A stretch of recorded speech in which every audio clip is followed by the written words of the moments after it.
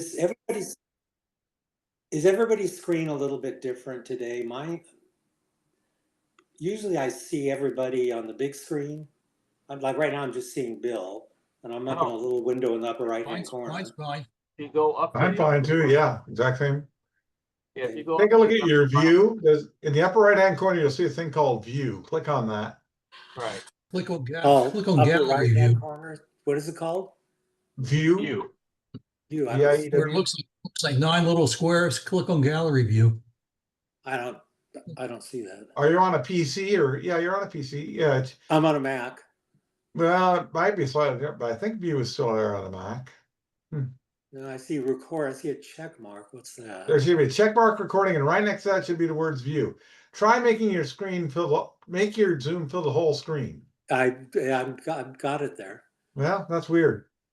Well, I came in a different way today. I used the browser rather than was a workplace or whatever. So whatever, it's fine. But yeah. Well, you're stuck with me then, sir. I'm sorry. Well, no, it goes back and forth. Oh, yeah. We'll probably go to active speaker view. I think so. Yeah. Right. Goes from speaker view to gallery view. Yeah, I've got gallery. One gallery view. Let's see. So today we're going back into the vault. I had some great intentions of getting other things done, but at the end of the week, you sit down and go, where did the week go? And then I realized I started adding up. I put in 22 hours at the LAPD and then 8 hours with Boy Scouts. And then I had to get ready and give my talk on Expo 86, fix the light in the kitchen that broke. Next thing you know, wow, the week's gone. So luckily we're going into the vault, and there where I started looking this morning, we're going to be going mostly, I think, Disney World. I started realizing I scanned some of these pictures 16, 17 years ago and still haven't gotten them all restored. So it's not, yeah, not that I've got a backlog or anything. Yeah, I was gonna say. But it keeps you busy. So appreciate everybody joining today, and let me get in here on share screen. And, okay, this particular year, let me get the year here just to be the right side of the second. We are looking at, okay, we're in July of 1975. So most of you, if you've been down to Disney World in recent years, this wouldn't look like anything you've seen. But this is the Walt Disney Village, which over the years went through a number of names. It'd be the Lake Buena Vista Village, the Walt Disney World Village. And I really, when I worked for Disney, sometimes I was staying out of this area, and it was really nice at night. Theme park would close 6, 7 o'clock at night. This was the only place that had any sort of activity going on. But the shops that what I liked about it was all the shops out here were very unique. They didn't sell, you could get a Mickey Mouse T-shirt or set of gears, but they had all sorts of other stuff. And over the years now they've homogenized it so they have the same stuff everywhere. But this is the Pottery Chalet. And this was all along the lake there, which again, all this has changed tremendously, but you can go and rent a boat. You can see the little sailboat out there on the lake. There were little aqualocks, the little speed boats, that sort of thing. It was just a really pretty, what I felt a really nice area to decompress after a day of being in the park and having guest interactions and all the rest of it. You could come out here and just enjoy yourself. There's a bunch of the aqualocks at the dock. Yeah, Bill, that little pavilion right there in the middle of that picture. Yeah. Not that one, the one you went to. Yeah, that one there. Isn't that the one that's on the water that had a oyster and shrimp bar? Yes, Captain Jack's Oyster Bar. Captain Jack's, that's right. That's the name. Because we used to go there after work quite often when we were visiting. After work is like, we're meeting at Captain Jack's in an hour, and we drink beers and eat shrimp and have a good old time. It was really like a staff lounge. It really was. And yeah, woman Kathy Perone that I know worked out there, and you go out there and the people you had just seen, in the park with their jacket, tie, and everything. Everybody's changed and relaxing, and I'd say at some nights 80% of the people, and there were probably staff members, cast members, because one of the nice things was if you were on an expense account, that was a good spot to be, right? Yep. But it was really pretty. A lot of this now is all covered over, paved over with what they call downtown Disney and stuff. So you don't get these this nice views. But this was an actual natural lake that was part of the Disney property, not one of the man-made ones. There was it's funny the little details you remember. The men's shops was called Sir Edward's Haberdasher, and they sold again most of the shops out here sold pretty high-end stuff. But the nice thing about Sir Edward's was they sold ties with Disney motifs in them. So you could have, a tie that if you looked at it just looked like a blue tie. But if you look closer, you realize was all Pinocchio figures. Or the next one was black and white Mickeys, or they were just kind of neat. I still got a bunch of them, but who wears ties, right? Yeah, it was also popular for the golf polo shirts that were Disney, had Mickey on them. That's the only place you could buy them unless you were at the golf resort itself. Right. Yeah. And they had restaurants out there. They had a deli. Boy, the number of sandwiches I ate out there at the deli staying out there. But just a quiet, sort of peaceful change from the Magic Kingdom.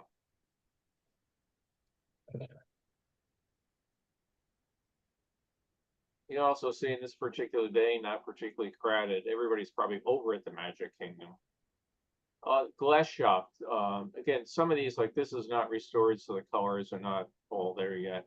But on this one, I like this one, so I worked on this one and brought it back. It's a little more colorful and sharper. But again, they had Rebus Brothers, who had the contract for Main Street at the Disneyland and Disney World, had a shop out here, so they would do glass blowing and that.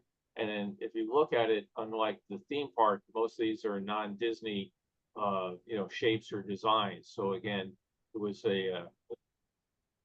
a Disney property, but it was really, really low key that it was Disney run and operated. Yeah, it was nice because you were treated like Disney treated people, but you didn't feel like you were in Disney. You weren't in the park. You were in a nice shopping center, very comfortable relaxation, and some really nice things to look at. Like you said, now it's all homogenized. It's all the Disney version of all this stuff, which, is all made in China or something. Yeah, it's not the same. So we're going to go to March of 75 right now. So back over, going from the peace of Lake Buena Vista to the hustle and bustle of the Magic Kingdom. Hi ho, hi ho. Today, of course, if you put the characters out like this, they'd all be swamped and swarmed and everything else. But, back then, Snow White could come and get her dwarfs across the Fantasyland without an issue. It's still the era of hats with giant feathers in them. And that's we could do our typical bad Jungle Cruise jokes about that's the only animal what's the only animal the African elephant's afraid of? His mother-in-law. Yeah. No, whoever took these obviously didn't realize their camera strap or whatever was getting in their way, but I could make a bad joke and say, we've all taken bad pictures. What's new? Oh. I know. Keep the day job. Yeah, keep your day job. Here we see a pride of African elephants protecting the poor zebra who's taking a nap. The way they've got to change things over the years. And they'll get the point in the end.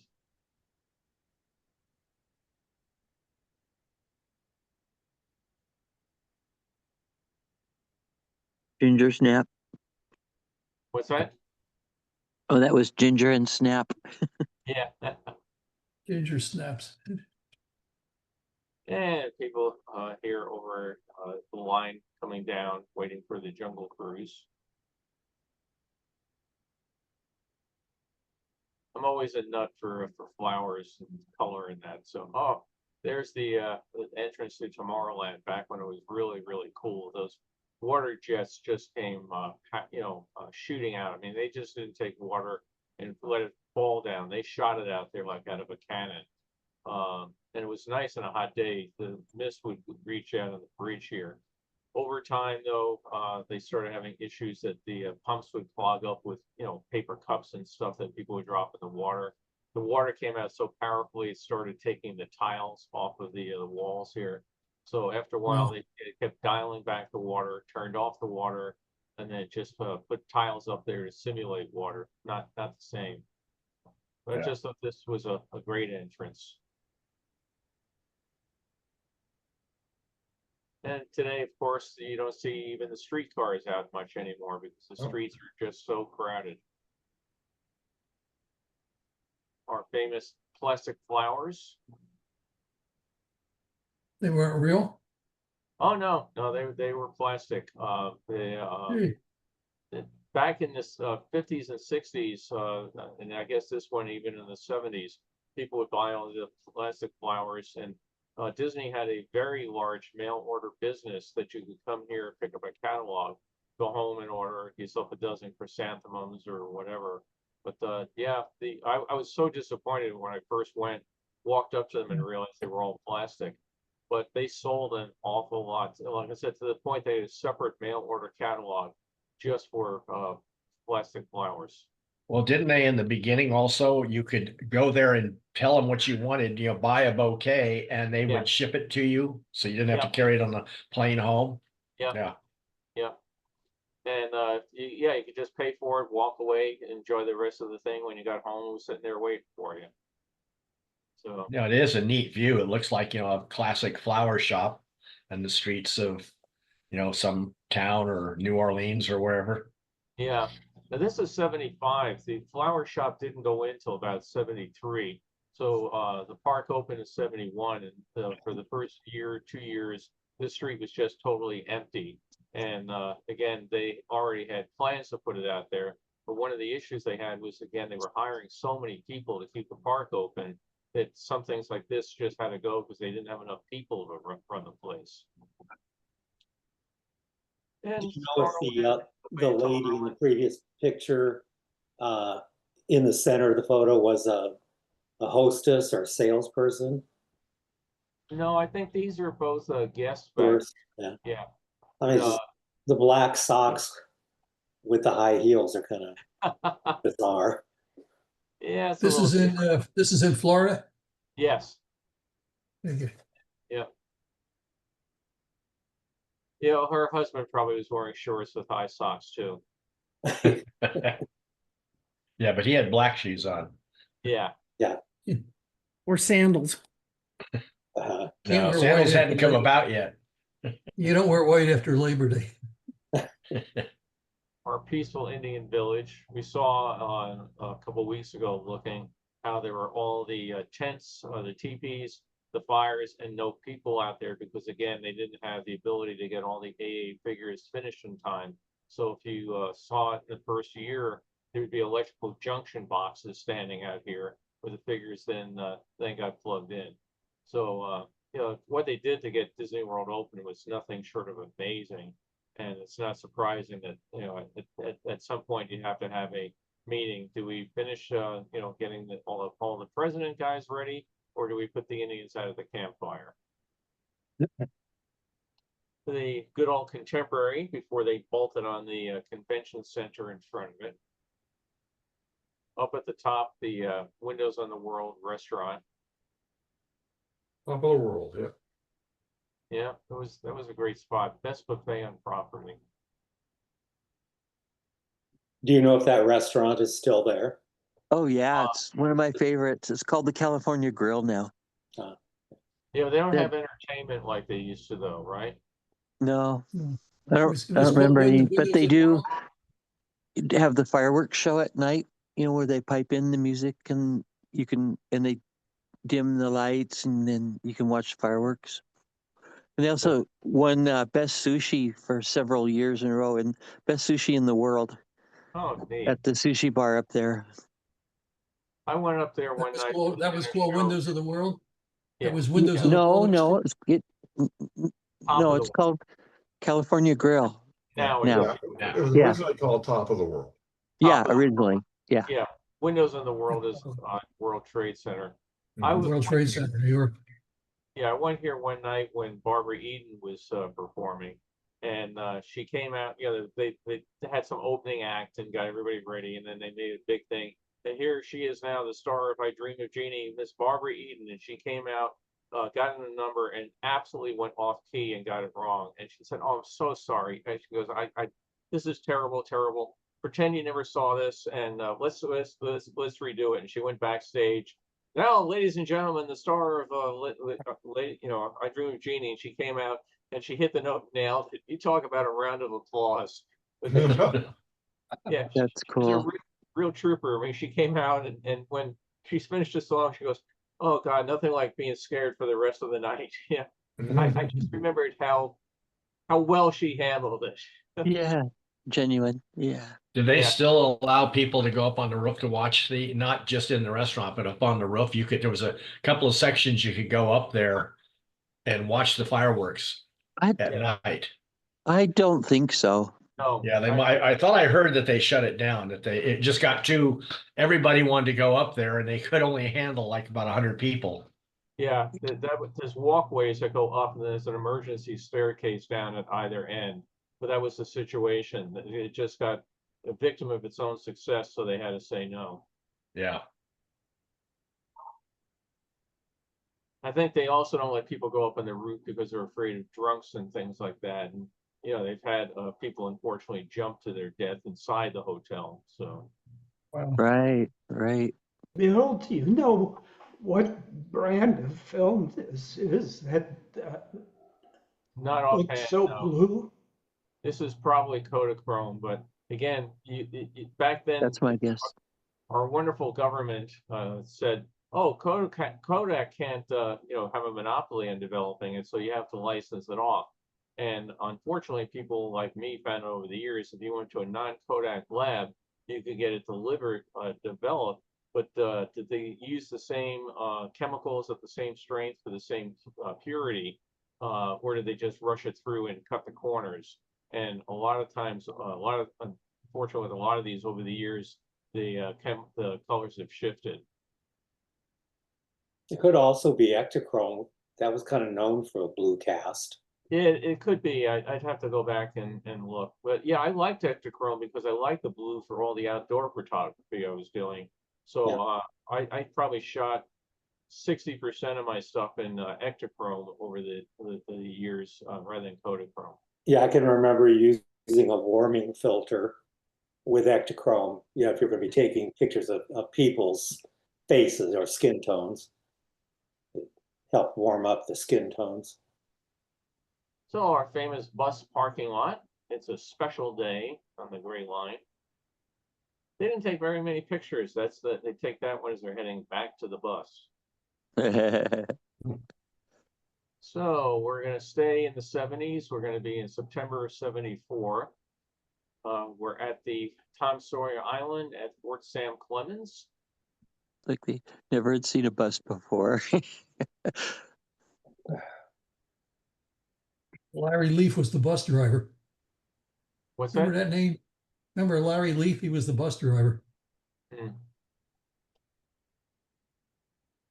The previous slide was the Haunted Mansion, right?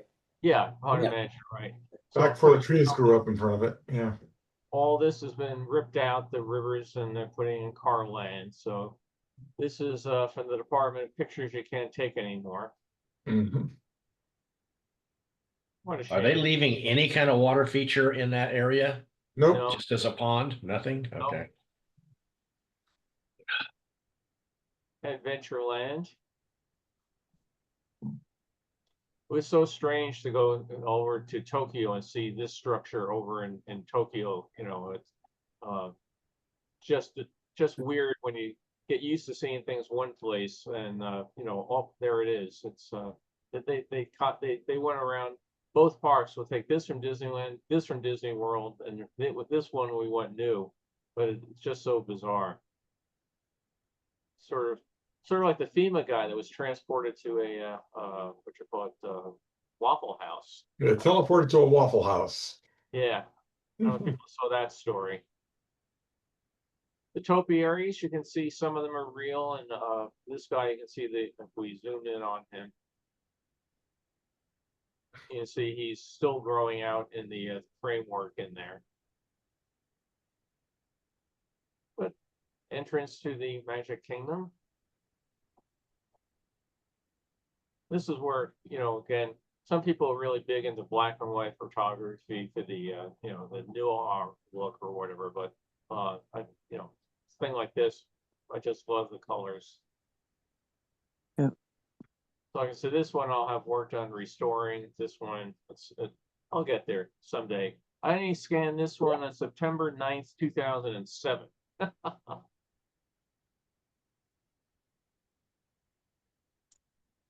Okay, Darren was just asking about Waffle House transportation. One of the guys that's the head of FEMA has told people that he's been teleported several times. Once he ended up in a ditch outside a small church because his car got picked up and thrown 20 miles across the sky. And another day he decided to take the kids to the Waffle House, and somehow the car ended up in a Waffle House 50 miles away. So he's saying that teleportation is real, and it's really scary because you don't know who's controlling it, whether it's God or the devil. And this is no joke. Go That's look it up. crazy. I know, Oh my absolutely. Is this, you said FEMA? Yep. Is Yeah, this, go is this look up. current administration? The Yes. Federal Emergency Management I Administration. missed that, okay. So Yeah, he go- controls billions of dollars. That's very Go. comforting to know. CNN has a big story about it, and it's all over the place. People Magazine, USA Today, and everything. So when you're done with this, go search FEMA teleport, and you'll see the guy. He's also very much into violence, because he really liked to go and punch Biden in the face because he really deserves it. It's really an outstanding example of leadership. This group performed for quite a while in the Adventureland area, and when I shared this on a group on Facebook, we worked at Disney World in the 1970s. People were, oh my goodness, I forget her name right now, but they were able to name her and talk about her being there. They were there from Jamaica, and what a great bunch of performers they were. They weren't smiling very much. It looks like an early photo. It looks like an early photo of Wanda Sykes, doesn't it? It does kind of, yeah. A younger Wanda Sykes. They groove into the music. Maybe they were playing something soulful. Yeah. So one thing we do not get out here in California is some really nice sunsets with the clouds and that sort of thing. I mean, right now it would pay money to have a cloud in our sky out here. It's been so hot and everything, but there's just so many times when you go back to Florida, and we just all the clouds and everything out here. You either have gray skies or blue skies. What's your temperature out there today? It's going to be today about 92, which is But nice. no humidity. Yesterday was 104, so Yeah, Well, you're you don't get the humidity with it. No, Yeah. no humidity. no. no. No. Yeah, Bill, you're a lot higher up there. We had a 95 on Tuesday, and that's the hottest it's been. It's been in the high 80s. We got to 98 a couple of days ago. Did you? Yeah. Yeah. Actually, I had to go to Harbor City for a doctor's appointment. It was 101 there on Tuesday. On Tuesday, we had to escort the Vietnam Wall replica across the valley, and said they were setting it up in Pierce College. If anybody's in the area, it's Pierce College until tomorrow. But there were a whole bunch of Vietnam vets that got in their motorcycles and rode with it.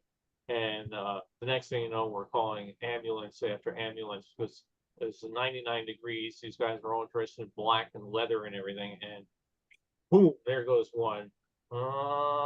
He's going, Garrett, grab him. So that was a hot day.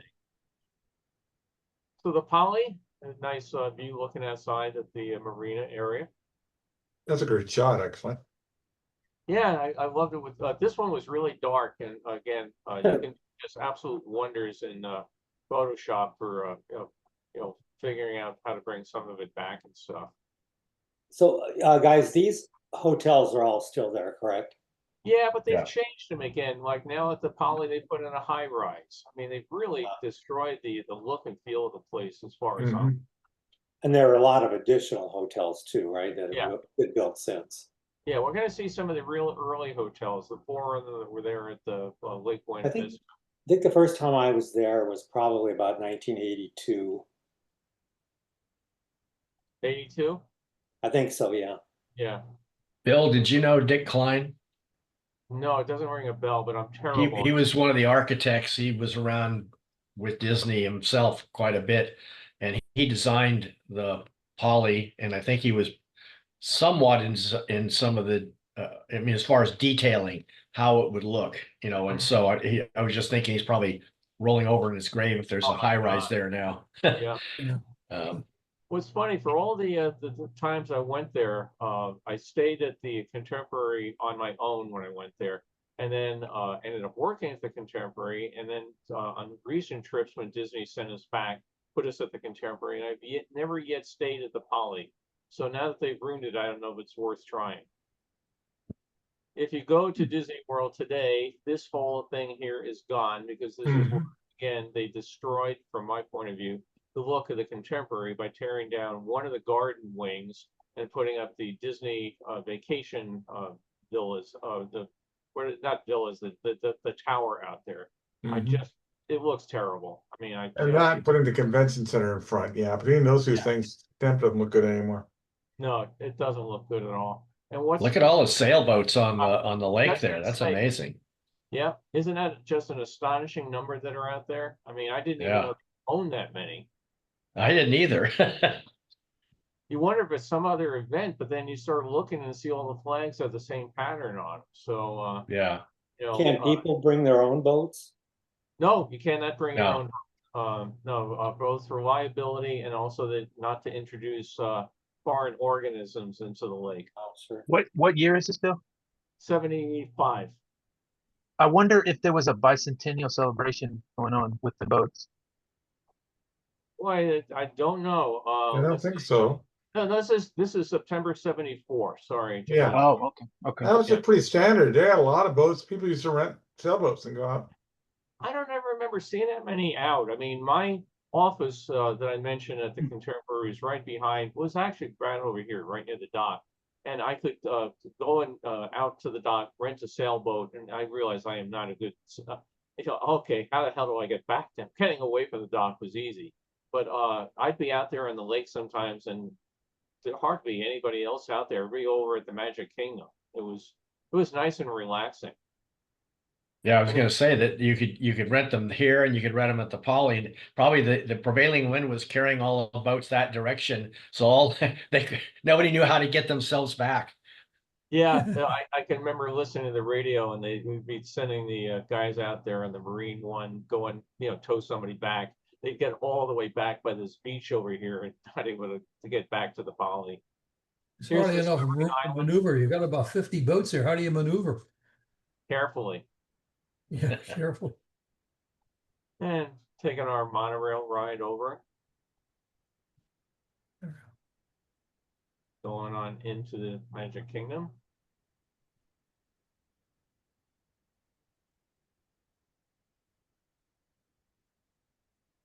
Weren't they talking about putting a monorail from Disney World right out to the airport in Orlando? They talked about it, but it's too expensive, so buses are cheaper. What the heck is the building in the background? Oh, that's the old station for the sky ride. Yeah. Yeah. There's the cables, but they're not running it. Yeah. Now it's a tangled restroom. Yeah. Well, they're running it here because obviously this is taken from it. And there's the Pinocchio Village house. Mentioned if you're in Florida and a sudden storm comes up, go to the Pinocchio Village house because it's built to stronger standards than the other buildings around it because it's a designated hurricane shelter. Wow. And boy, where are all the people today? What a great day to go, huh? Yeah. Wow. Empty Dumbos. Yeah. That never I find happened. that over the years, has the attendance been increasing or decreasing? What Oh, would you say? up to recently, it's been increasing and increasing to the point you're packed. Now, attendance, well, it's down now because a lot of Canadian visitors are just not coming. And it's made a very noticeable impact on the attendance figures. So even with the cost of going in, the attendance is still on the increase. Oh, yeah. I mean, the parks are so crowded these days. That's why I said you have to stop running the streetcars, the fire trucks, everything on Main Street. The characters can't go and wander around. The parks are absolutely packed. And that's always the So thing that, there's no incentive to control prices. well, that's the thing that gets me is that people say, oh my God, it's so expensive. You ought to cut the price in half. If you cut the price in half, you'd never be able to fit anybody in. So, Yeah. yeah, and everybody complains, it's so expensive and it's so crowded. You know, what's your answer? You know, lots and lots of cars down there for the Grand Prix Raceway. The Skyway Station. Still remember funny little things that come to you. Carol and I were down there one day and just totally on vacation that day, not working, just wearing regular clothes or whatever. And we came into the park and we were getting ready to go in the Skyway, and a lady came up and said, "Where's the nearest bathroom?" I said, "Well, it's over there," you know, and told her. And then we were another part of the park, you know, like 3 hours later, the same lady walks up to us and says, "Where's the bathroom near here?" And we said, like, why are you asking us? You know, I mean, of everybody around. And she goes, "We work here." And she said, "Well, yeah, sort of. How'd you know that?" And he goes, "Oh, because when you came in, you showed just a badge or something, and they didn't ask for a ticket. So I figured you've got to be somebody special." But I just got a kick out of the fact that, you know, 4 hours apart, this lady keeps coming up and asking us where the bathrooms were. And I thought she was pretty observant. She should work for the FBI or something. You're the official bathroom greeter.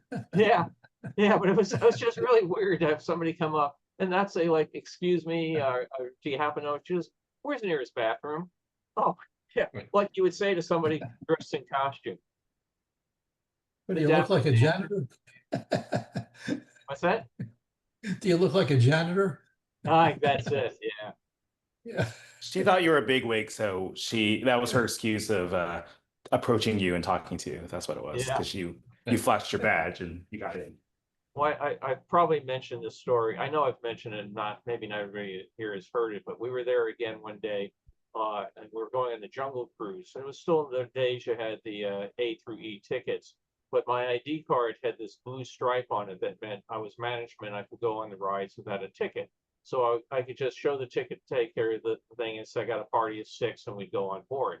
So we get to the Jungle Cruise, and I show the ticket, just 2 of us, and the gal at the ticket area goes up and says something to the guy boarding the boat. So when we get on the boat, you can see her like pointing, and oh, she's telling him that we're management.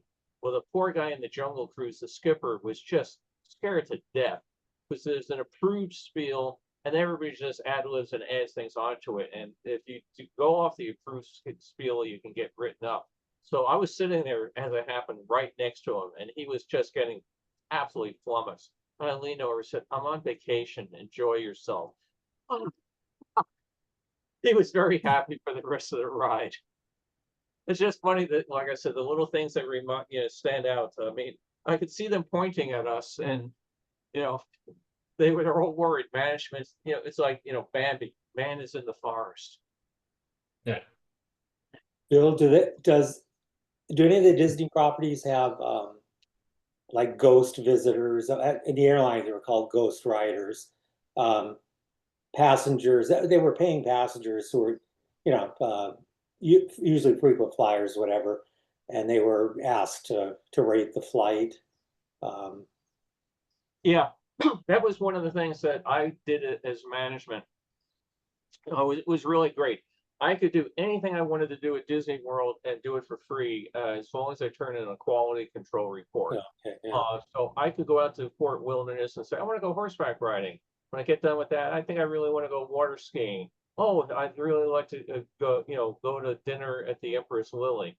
So yeah, you would be basically a secret shopper and fill out a thing, again, we all wore name tags. You know, my guide was Eric. You know, he was, and you check it off. He was friendly, greeted me, you know, that sort of thing, and then you would turn those in. So yeah, they definitely had secret shoppers.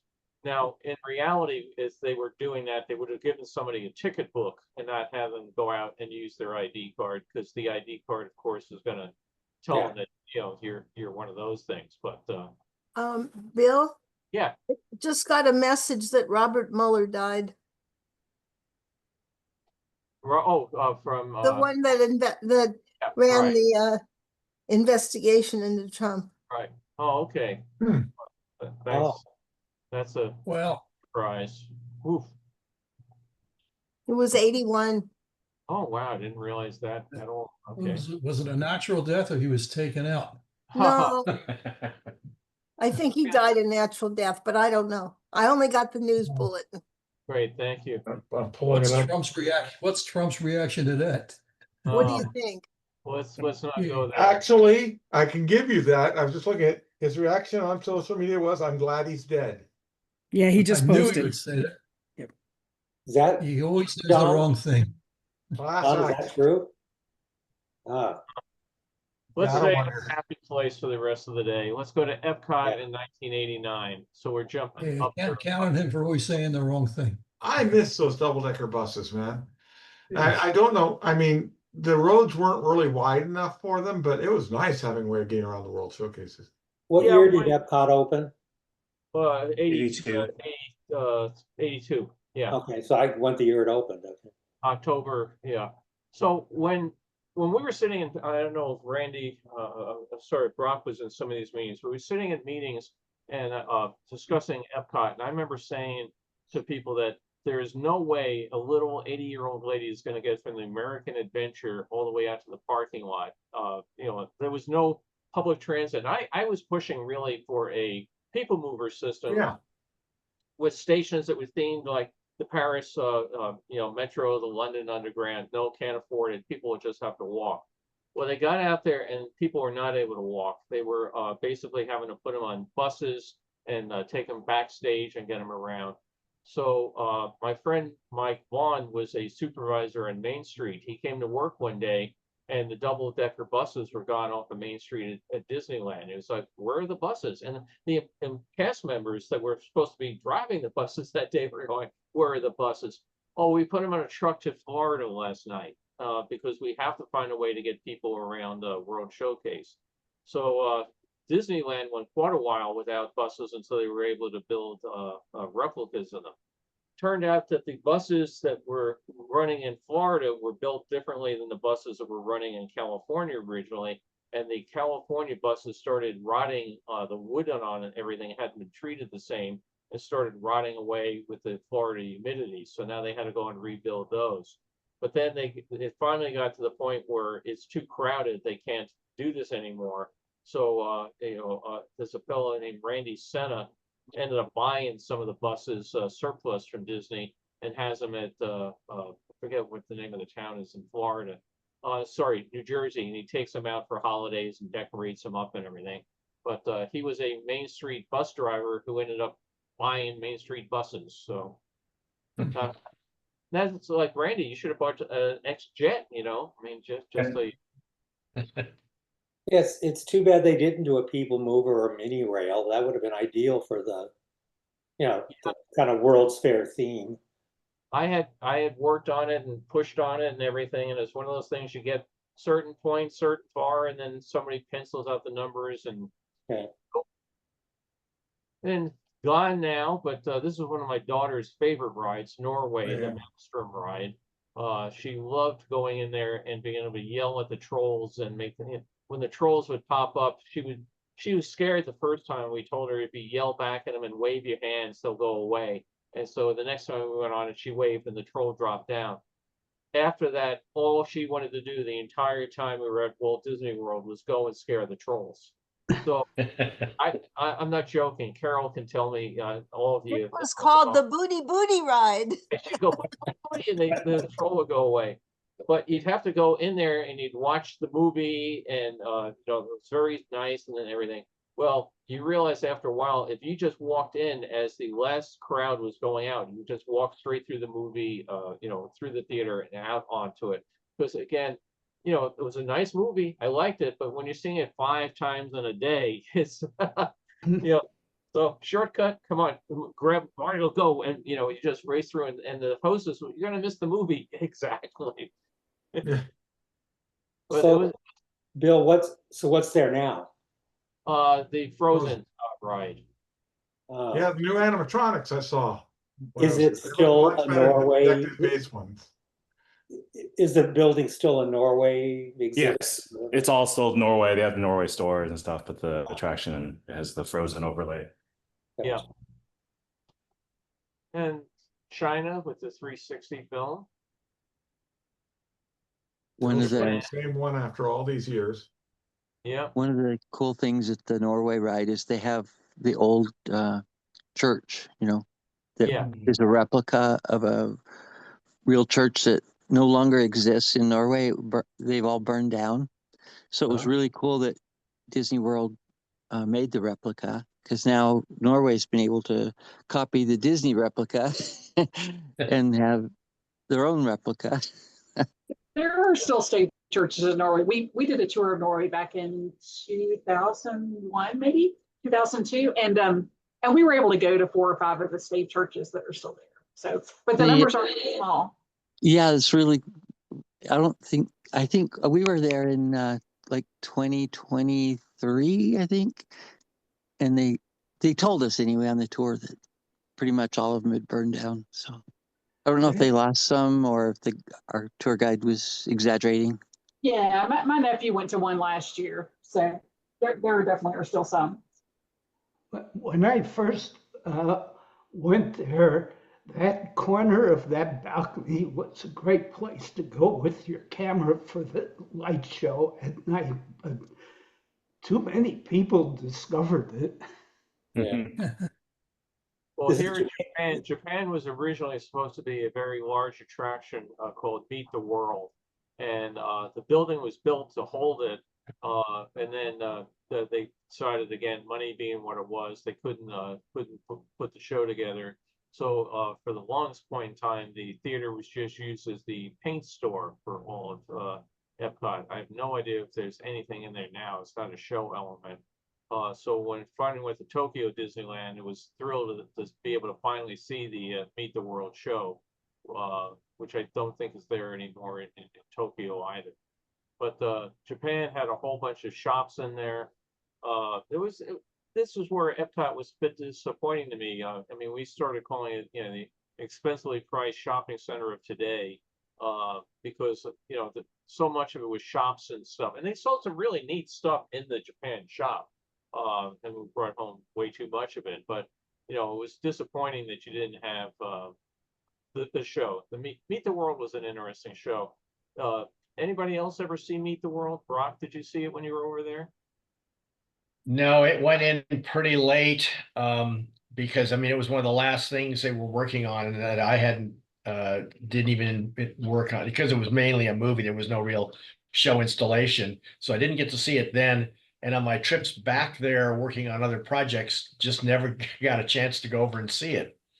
I don't, Yeah, I was there with a bunch of my staff from England, and we were there, and they were very nice. In the back row, you had headphones with English translation, so they had go through the whole thing about Japan growing up, and then Admiral Perry and the Black Fleet come to Japan, and Japan embraces the Western world, and it was really wonderful how they did it.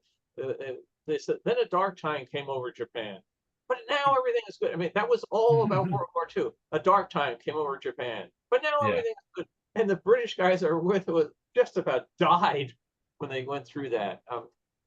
Because we were wondering how they were going to gloss over that. Well, they glossed over it real quick.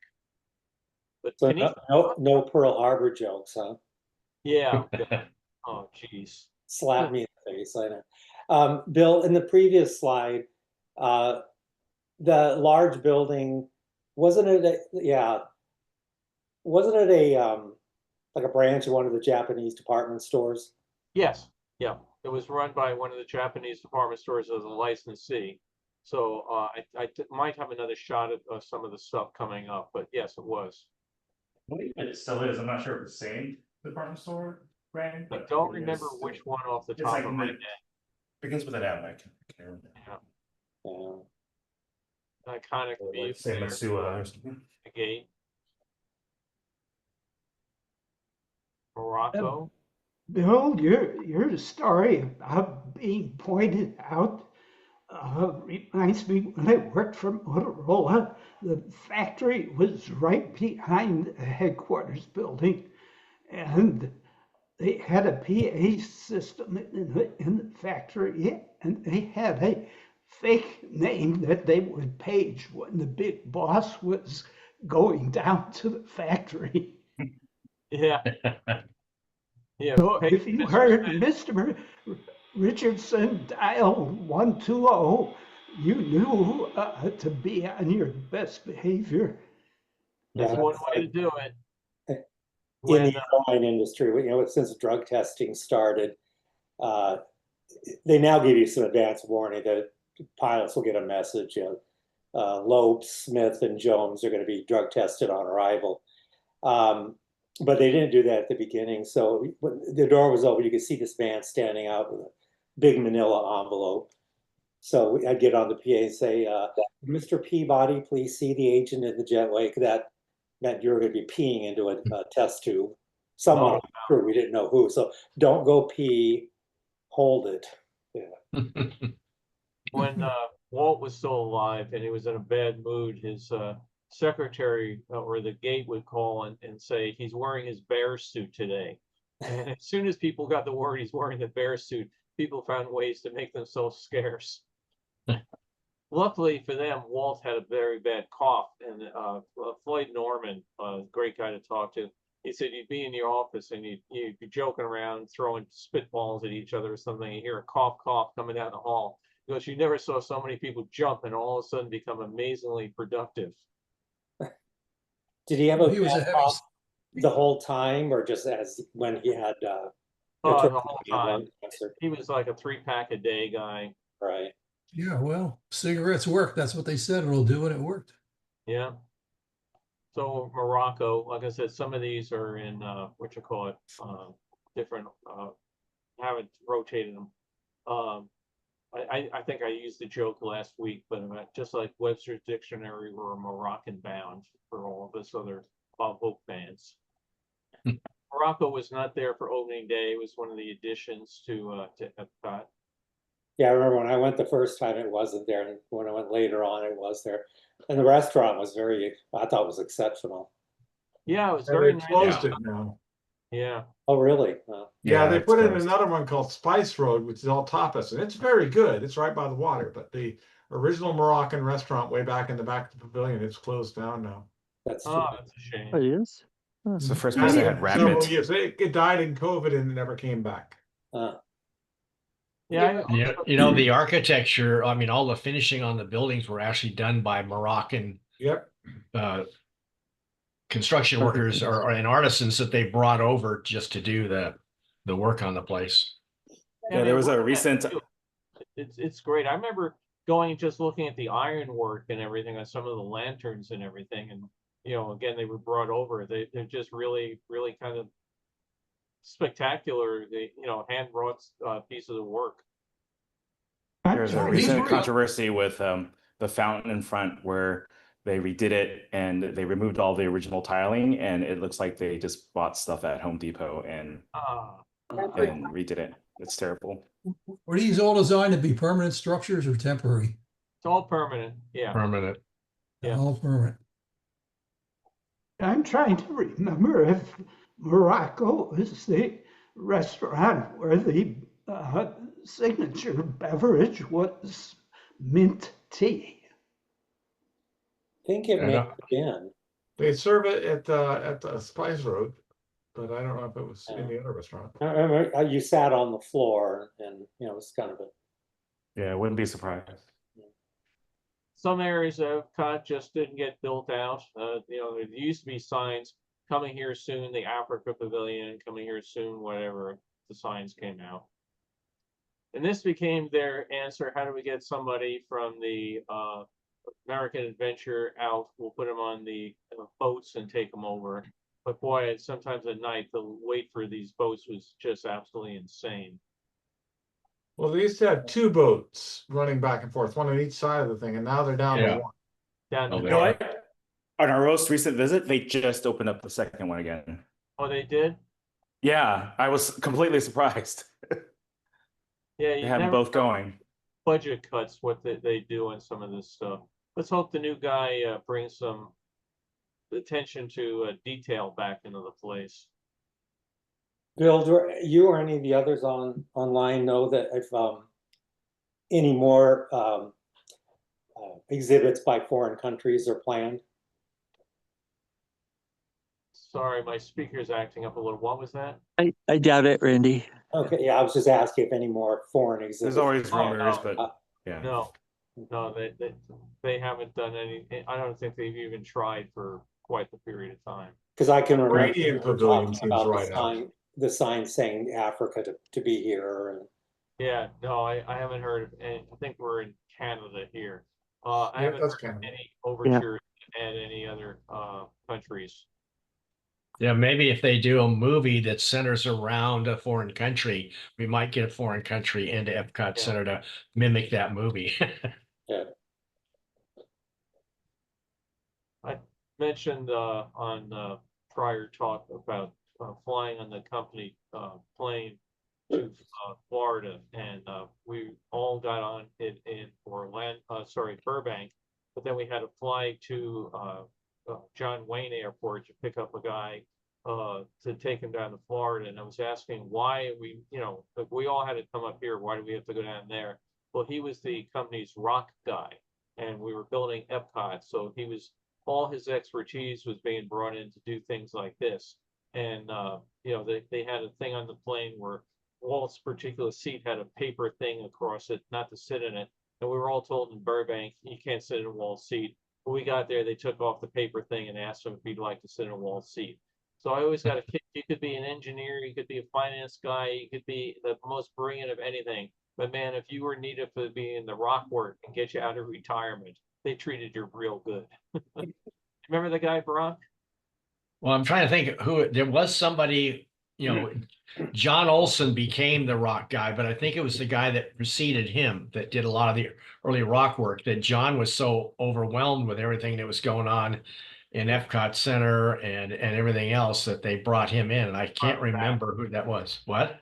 Yeah, they brought him back. Yeah, and I can't think of his name off the top. If I heard it, I'd probably go, oh yeah, that's the guy. Yeah, I'm thinking Fred, but I don't know if that's after 4 years. Fred Jurger? Does that sound right? Might have been. Like I said, I'm thinking Fred, but again, I was on that plane 40 years ago. Yeah, there was a Fred Jurger, and he did a lot of, yeah, I know. Oh, God. Oh, scary how the years go by. Definitely. Nope. Good old Mexico. Oh, we're probably getting mail.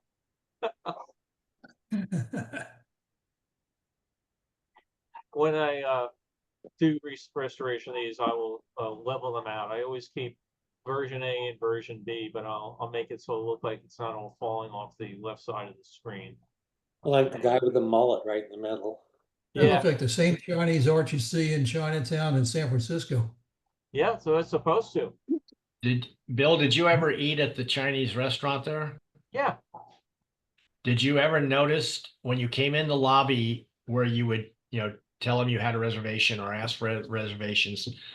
Did you ever look up at the ceiling? Not that I recall. Yeah, most people didn't, because you don't look at ceiling. You're always looking down to see where you're walking, or you're scanning the room. There was this incredible gold, I think it was gold gilded sculpture of a dragon up high, and it was a fairly high ceiling, not super high, maybe about 12 feet, and nobody ever saw it. So I got in the habit, because we ate there quite a bit, I got in the habit when I'd go in there and be waiting, I would start looking up like this, and then I'd look back down and see other people. They kind of look up, and all of a sudden, they tapped the person. Look at that! Nobody had seen it. And it's this beautiful sculpture of a dragon, if I remember correctly. But it was just something that nobody ever looked up and saw, because you don't, unless there's something to draw you up there, you don't tend to look up. Yeah, that's funny you mentioned my friend Bob that I went to high school and everything with. We were in Manhattan one day and he goes, "Watch this." And he just started staring up at something. And next thing you know, there's 12 people all staring up to see what Bob was staring at. He just looked up to see what people would do. He says it works every time. Yeah, that's what I found is, if one person looks up and stares at something long enough, people go like, "What is he looking? Oh, wow, look at that." Now I got the damn desire to go there and look at it. Thanks, Brock. Yeah, well, next time you're there. I had been in Grand Central Terminal many times and never looked up and seen the constellations on the ceiling. Oh, yeah. I mean, I know for years they were covered with soot. And I think when Jackie Kennedy was, she was part of the committee that, funded or whatever the restoration. I think a lot of people thought they had been painted over at one time. It was just soot. I recognize this place. Yeah, I bet you would. When I was out at, I did a talk a couple weeks ago at, I mentioned Garner Holt's facility, and he built so many of the AA figures. Matter of fact, did everybody see the Academy Awards and see Grogu from The Mandalorian? That was the little figure that I had the video of me with it at it. But he had salvaged some of the stuff from the great movie ride, and it's fun to see it still standing there. That's neat. There you go, Brock. There we go. Yep. Spent a lot of time working on that building. Now, where are we now in the park? Is this the Disney MGM? Disney. Yeah, this is MGM. Right. Well, the Disney Studio Park now. Yeah. No longer MGM. It is always wed to me. It is always Disney MGM. Yeah. They can change the name, but they can't make me change it. Do they still have? I'm sorry. Do they still have the ride through? Yeah. Oh, no. But it's different. Yeah. It's Mickey Minnie's Runaway Railroad now. Right. Yeah. The Great Movie Ride, finally, all of the agreements, they had a 20-year run on them because they didn't think they'd have an issue, in the future with it. And when they all came up for renewing, it had been such a popular ride that everybody involved wanted more money. So they just kind of said, forget it. It's had its run. Let's put in something new, because it would have cost them a fortune to get all the rights again for all the figures that were used and all that stuff.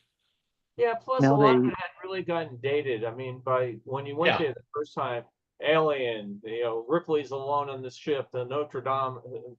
Now, after a while, the kids don't even know what the hell Alien is. They sure didn't know Berkeley or John Wayne or some of that stuff. It was too bad. It was a great ride. I mean, I really loved it, and and I do like Mickey's Runaway Railway. At least in this case, when they took this out, they put in something really good, as opposed to Disneyland take out the Country Bears and put in Winnie the Pooh.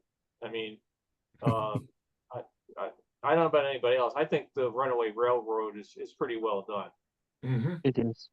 I was going to say they have a couple of projection shows every night too that I need to go back. They put on the face of the building. Hey, for all of you who go there with some frequency, is there any good time of year to go where it's not just jam? No slow season anymore. Yeah, that's what I figured. Well, I was just there last month, and it was medium level crowds, but it was still a lot of people. When was that? I'm sorry, I was there last month, and the medium level crowds, but still a lot of people. Right. So some of these I'll try to work on darkening the bright areas and lightening the dark areas. But we're over at the Indiana Jones stunt show. Yeah. Hey Don, how long were you there for? Between Universal and this park, we were there for 8 days. We did all 7 parks in I've got to Florida. find the pictures of Carol out Wow. as an extra out there. I've got the video and the pictures of Carol being out there in the stage and playing one of the townspeople as the the sword Was fight. this one of your pictures then, Bill? No, this is Oh. not. No.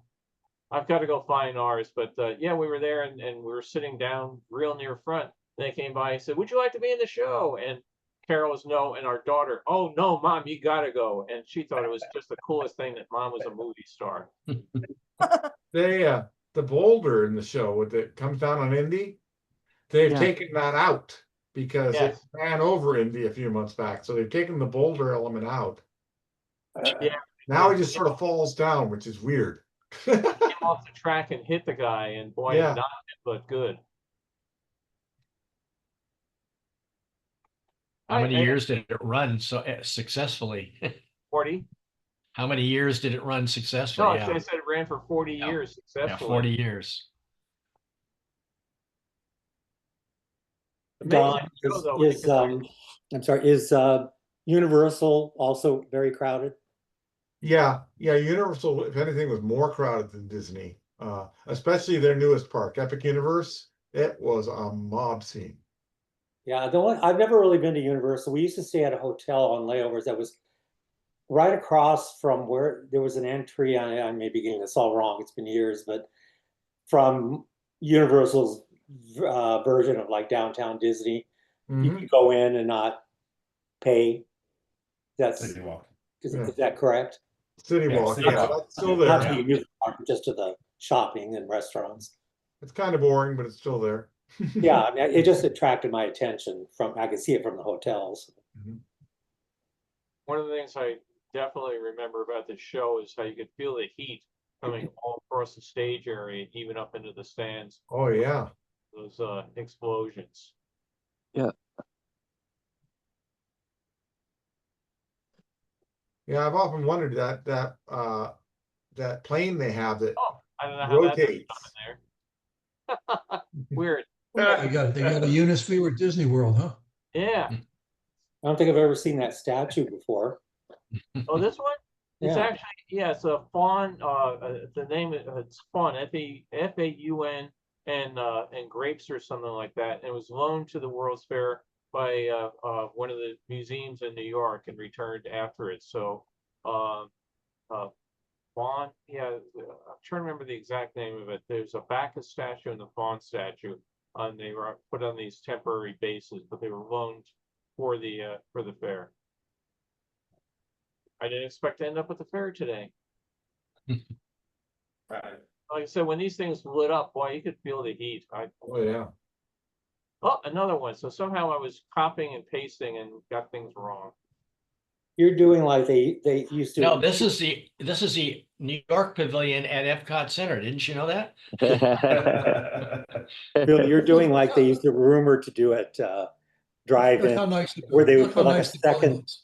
a split-second shot of like a hot Yes. dog. Yes. See how nice it looks in good condition. advertising. When they moved Carousel of Progress, they accidentally stuck those in. I love the tombstones at the Haunted Mansion. Well, the tombstones were great. Years ago, when Carol and I had a condo in Burbank, there was a fellow named Joe Dent worked at WED, and we were having a Halloween party, and Joe made a whole bunch of tombstones, which they may still be in the rafters of our garage here. I think we have at least one. Yeah, but I mean, he took cardboard, made it look like marble. I mean, these are obviously 3D. The ones he did were just flat. And, it's like, oh, hey, let me work on it. Comes back in an hour with this marble tombstone in his hand. I mean, it was pretty damn impressive what he could do. I did this too for several of our Haunted Mansion parties. And you take styrofoam, the thick, that looks just like this. Cut it out and then sprayed it with that marble paint or granite paint, both, it looks so real. Everybody thought they were real. Yeah, even when we moved from Burbank to where we are now, I believe we took at least one of them, and it's up in the rafters of the garage. But I mean, I was real impressed how talented the guy was. Mr. Sewell Coates. of a dirty duel. And then, of Yeah, course, Bob Sewell and Claude Coates. yes, Yeah. I was just gonna say these are in jokes, you know. Yep. You know, it's talk about immortality, right? Yep. And just They, it's a of metro course, they in- have a pet cemetery too, which is really fun. What's that? They have a pet cemetery too, which is really fun. Oh yeah, right. Tree house. I won't bother flipping it over.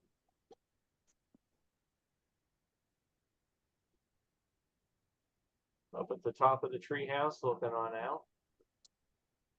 The one thing about the Magic Kingdom that Disneyland doesn't have is all these like higher. Well, I know it has a treehouse, but like the restaurants like Pinocchio's Village House and Right. the Harbor House, the Columbia. What is it? The Harbor House. Columbia But Harbor they have House. They have the second floor restaurants where you can actually get some sort of view. Yep. I've sat up there many a time. I love the Boston Harbor House, Columbia Harbor House, because they had the clam chowder that was really good, and they also served Boston cream pie. So I Nice. would go in, get a bowl of chowder, a piece of pie, go upstairs, like I said, to the upper thing, look out the windows, and just looking at all the people down below, and just sitting there, fat, dumb, and happy. Chanted tiki birds. Have any of the restaurants in the Magic Kingdom portion started serving alcohol? Oh yeah, Yes. yeah, lots of them actually. Because they They didn't. just opened a bar. I forget. It's near Pirates of the Caribbean. It's basically a lounge. Beacon Barrel. Yeah. You can barely, yeah. I didn't bother to go in there. I understand the theming's nice, but I didn't have time to my head. They didn't used to, correct? No, No, that's right. true.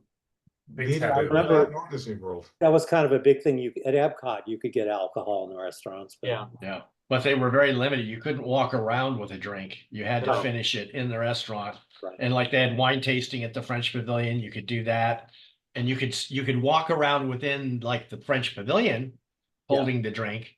But as soon as you were ready to leave there, you had to surrender the cup or glass that you had it in, and you couldn't walk around the park drinking. Right. And of course, they had the Irish pub too. That was good. Yeah.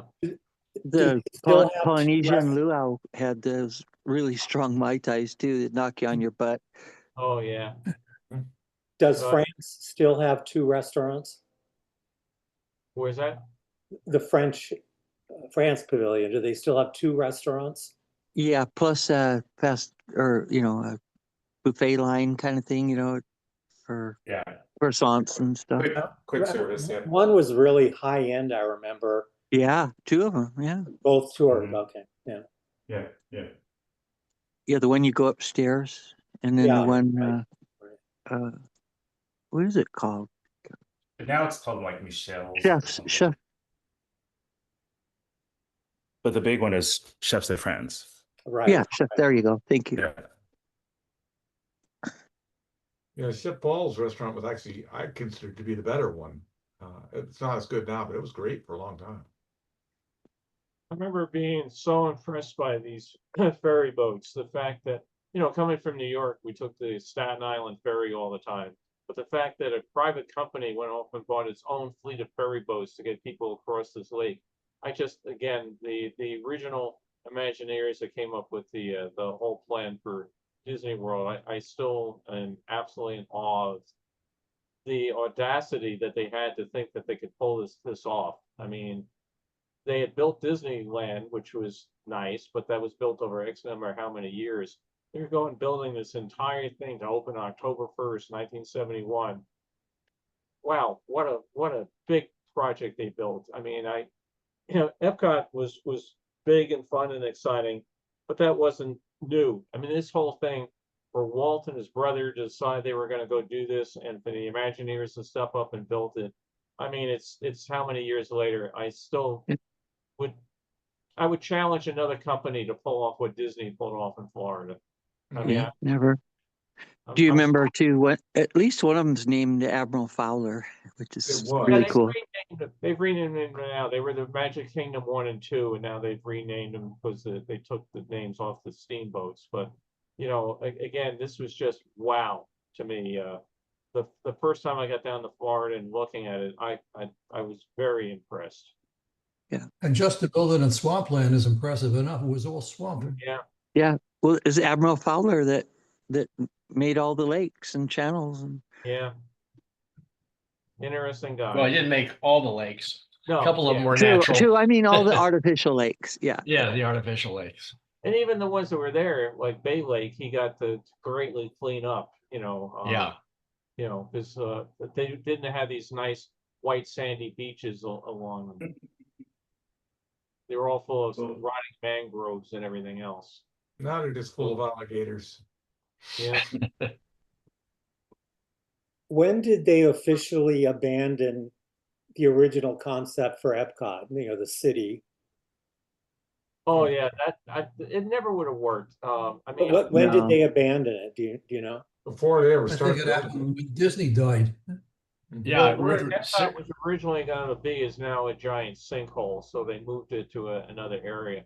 But very early on, they decided they were not going to try the city thing, because if you live in a city, you get the boat, and if you get the boat, you can change anything. So Disney has a very small property, a city with people living in it, but they're all Disney employees, and if you vote against what Disney wants, you're going to get your ass fired.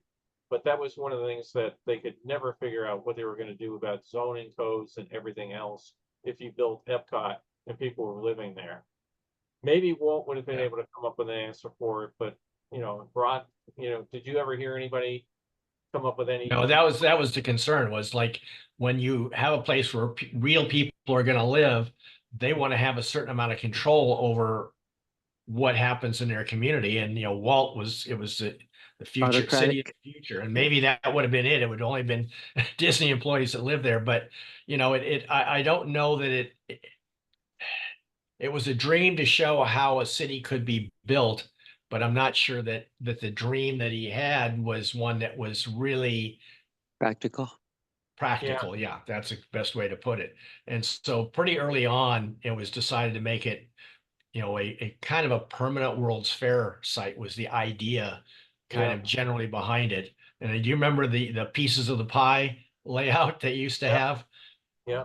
Yeah. Everybody was going to have the same frontage, but then it was going to go to a pie that was going to be this big or that big. And pie slices going out from this, radiating out from the center, and you could make it as deep as you wanted, depending on how much money you're willing to spend and what you wanted to show. Right. Well, that's something that World's Fairs have floated for a long time, to do that. Yeah. One building, and actually some of the early, like Paris, I think Vienna expositions did that. Yeah. They did it back to Chicago, the Court of the States. You could have, California had this much square footage in the front, and Ohio, but then California went way back. Ohio did not. Yeah. Disney did try it for a while with Celebration, right? Celebration. Yeah, that's what I was going to talk about. Yeah. Yeah, and you get out there and people decide, I want to do this, I don't want to do that, and hey, let's just sell this off. We're not going to deal with it anymore. So Celebration is the planned community that anyone could live in? Yes. Yes. Anyone extremely rich. Yeah, I remember how expensive it was. Yeah. Yeah, unfortunately, and actually, Celebration has the hospital for Disney World too. Nice. Yeah, unfortunately, my recent trip, one of my nephew had to go to the hospital, so we had we had planned our Disney and Universal, and we had to cancel out because the first night he got sick. I'm sorry. So we were at Celebration for a little while. It's a beautiful hospital, I'll tell you that much. It's a beautiful town. You can speak to the elegance of the hospital, right? Yeah, for sure. It's very nice. Well, we're inside the Crystal Palace, as long as you want a World's Fair theme. The Crystal Palace restaurant designed after that. Oh, I missed the submarines. Skip by. Yep, they took the names off the boats and put them out on the ferries now. I hope they keep some water when it comes back. I hope there's some water there still. When I worked at Florida, I had my haircut was studio length. It wasn't over my ears, and I always thought I could get out of parachutalization, which is a thing that if you're not familiar with it, when the park would get very, very busy, like around spring break, Easter, that sort of thing, they would come into the offices literally like a press gang. You felt like there was the old British Navy. They'd walk in and go, everybody in the office, put down your pens, come with me. And they'd take you out. And some people would be sitting in the warehouse just putting price tags on things. Other people would be making hamburger patties in the food area. Or you'd be out and working in the park, which to me was a lot more preferable than making hamburger patties. And I always thought I didn't have to worry about it because I don't work at Disney World. I work at the studio and I'm just here. Nope, everybody here goes. And I said, okay, where am I going to be? And they looked at the haircut and they said, okay, we got something for you. So I ended up being in the canoe. Because the Davy Crockett hats cover your ears, and people get halfway around that island and they tire out, and the two guys in the hats had to bring you back. I finished that work that day. I was so tired, my arms, I could barely drive the car, but I drove to a barber shop and got a haircut. No joke.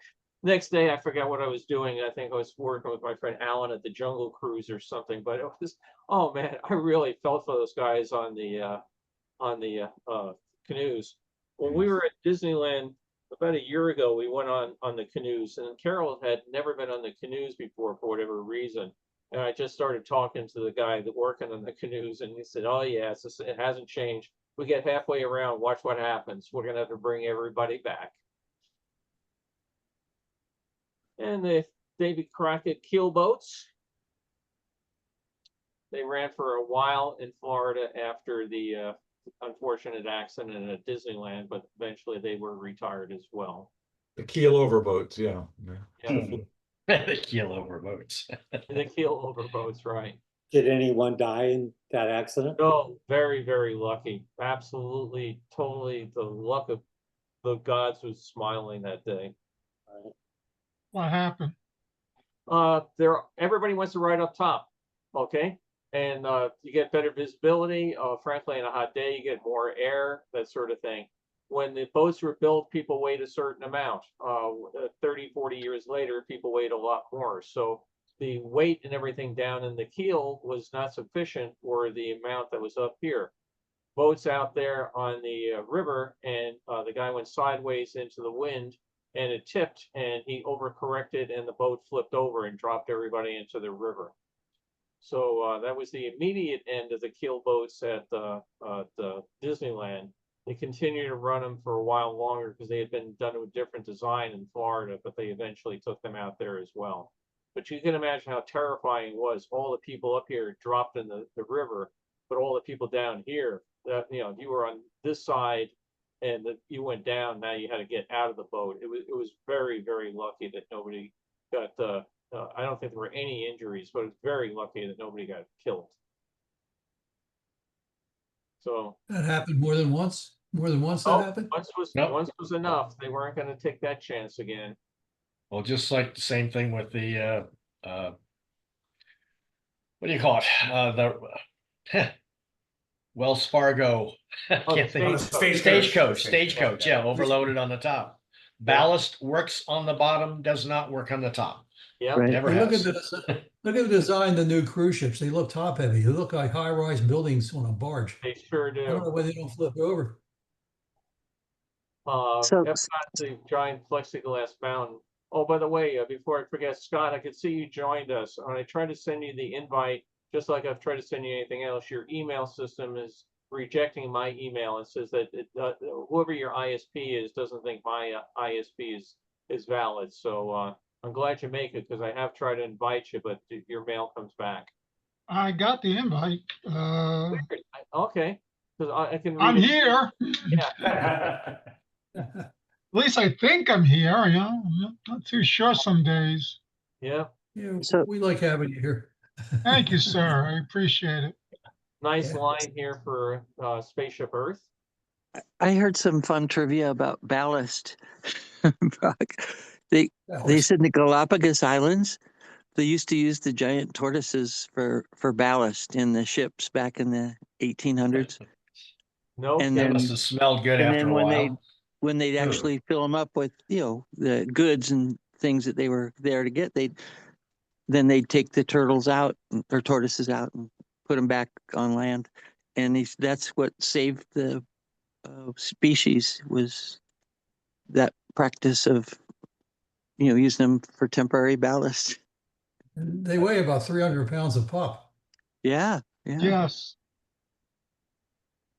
We're in 1989, by the way. Wonders of Life. That was another pavilion where you wonder what they were thinking of when they did it, and I mean, it was very. Anybody else here ever go to Wonders of Life? Yeah. I'm pretty sure I did. Yeah. Yeah, I mean, it had some neat stuff inside. They had a Cranium Command, which I thought was kind of cute with Buzzy there. I remember we were in there one day, and Eisner came in, and again, Code Blue, the big guys in the building, sort of thing. But he had all these handlers around. I remember he was wearing a white baseball cap because he was going so bald. He was very, very vain about being seen with the receding hair. But we were there on some bicycles where you powered the bicycle, and the faster you pedaled, the thing lit up on the display or whatever. And they were trying to coax him to get on one of the bicycles, and he just didn't want to do it. I mean, he wasn't being a butthead or anything. He was friendly to everybody and everything else. But, it ran a very short period of time, and then it got used for some wine tasting and stuff. But for the most part, just sits there as a weird light to me on the environment. I think when I was there, it was very early, and they were doing audience surveys after you went through it. Mm-hmm. Yeah, I don't know why it closed so quickly and why they've not done something with it. It was mostly pretty slow speed. I don't think it got a it lot just of... didn't have content like you found in the other pavilions. Exactly. Yeah, you think they would put something in there rather than just let it sit. Right. Yeah. So it was kind of EPCOT's Hall of Education. Yeah. I always found it weird that the Making of Me movie was a strange choice. Yeah. Oh, let's see what the price of ice cream was. Let's see. Well, we have a premium Disney bar. I can't quite make out the number there. I think it says Zoom in a little $1.80, $1.50. $1.90. No, it looks like $1.50. Yeah. Oh, okay. Now they hand out mortgage applications. I remember I'm sure people back then were thinking the same thing. But when they handed these things out, they would have to warn people about don't bite into it right away because they had frozen ice. Dry ice. Dry ice. Thank you. And these things were rock Yeah, hard. you don't see any trash on the ground. Look how clean it is. Yeah, well, they pay a lot of people to clean it up. But they had to warn people, though, that if they, that it's really hot, I want an ice cream. Man, you could snap tooth on it. And people were. The attendants say, let that sit for 5 minutes. Again, the wires are very, very. That's crap advice. So You let it sit for 5 minutes, and then you've only still got 5 minutes to finish it off, whether it's a puddle in your hand. Yeah, on the street. Exactly right. That's a good shot. I miss that fountain, man. That was a great fountain. Yeah. Yeah, for folks that Tom and others who know, a friend of ours, Leslie Smith, is a big Disney fan and an ice cream fan. And when she found that they were selling Mickey bars at Costco, I thought she was going to die. So what did they replace that fountain with? Nothing. Oh, nothing. There's a planner. It's a planner with. Yeah, it used to be great with the music that they play with the fountains going off to it. Yeah, they installed these lights in the ground that have already broken. They also went with the music. Now there's lights on Spaceship Earth, so it would all kind of sync up together. And now the lights in the ground don't work. What would be the reason for replacing that fountain with a planner? Because the fountains cost money, they have pumps and everything has to be maintained.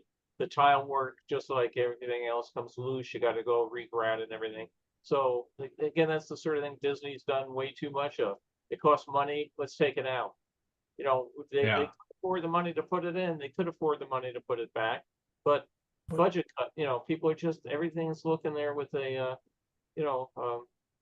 pencil, what's this gonna cost? Don't wanna Yeah. do it. Yeah, and what's it gonna cost, and is it making us any money, because there's nobody, theoretically, people aren't paying to go see the fountain. It's just one of the nice things to have in there.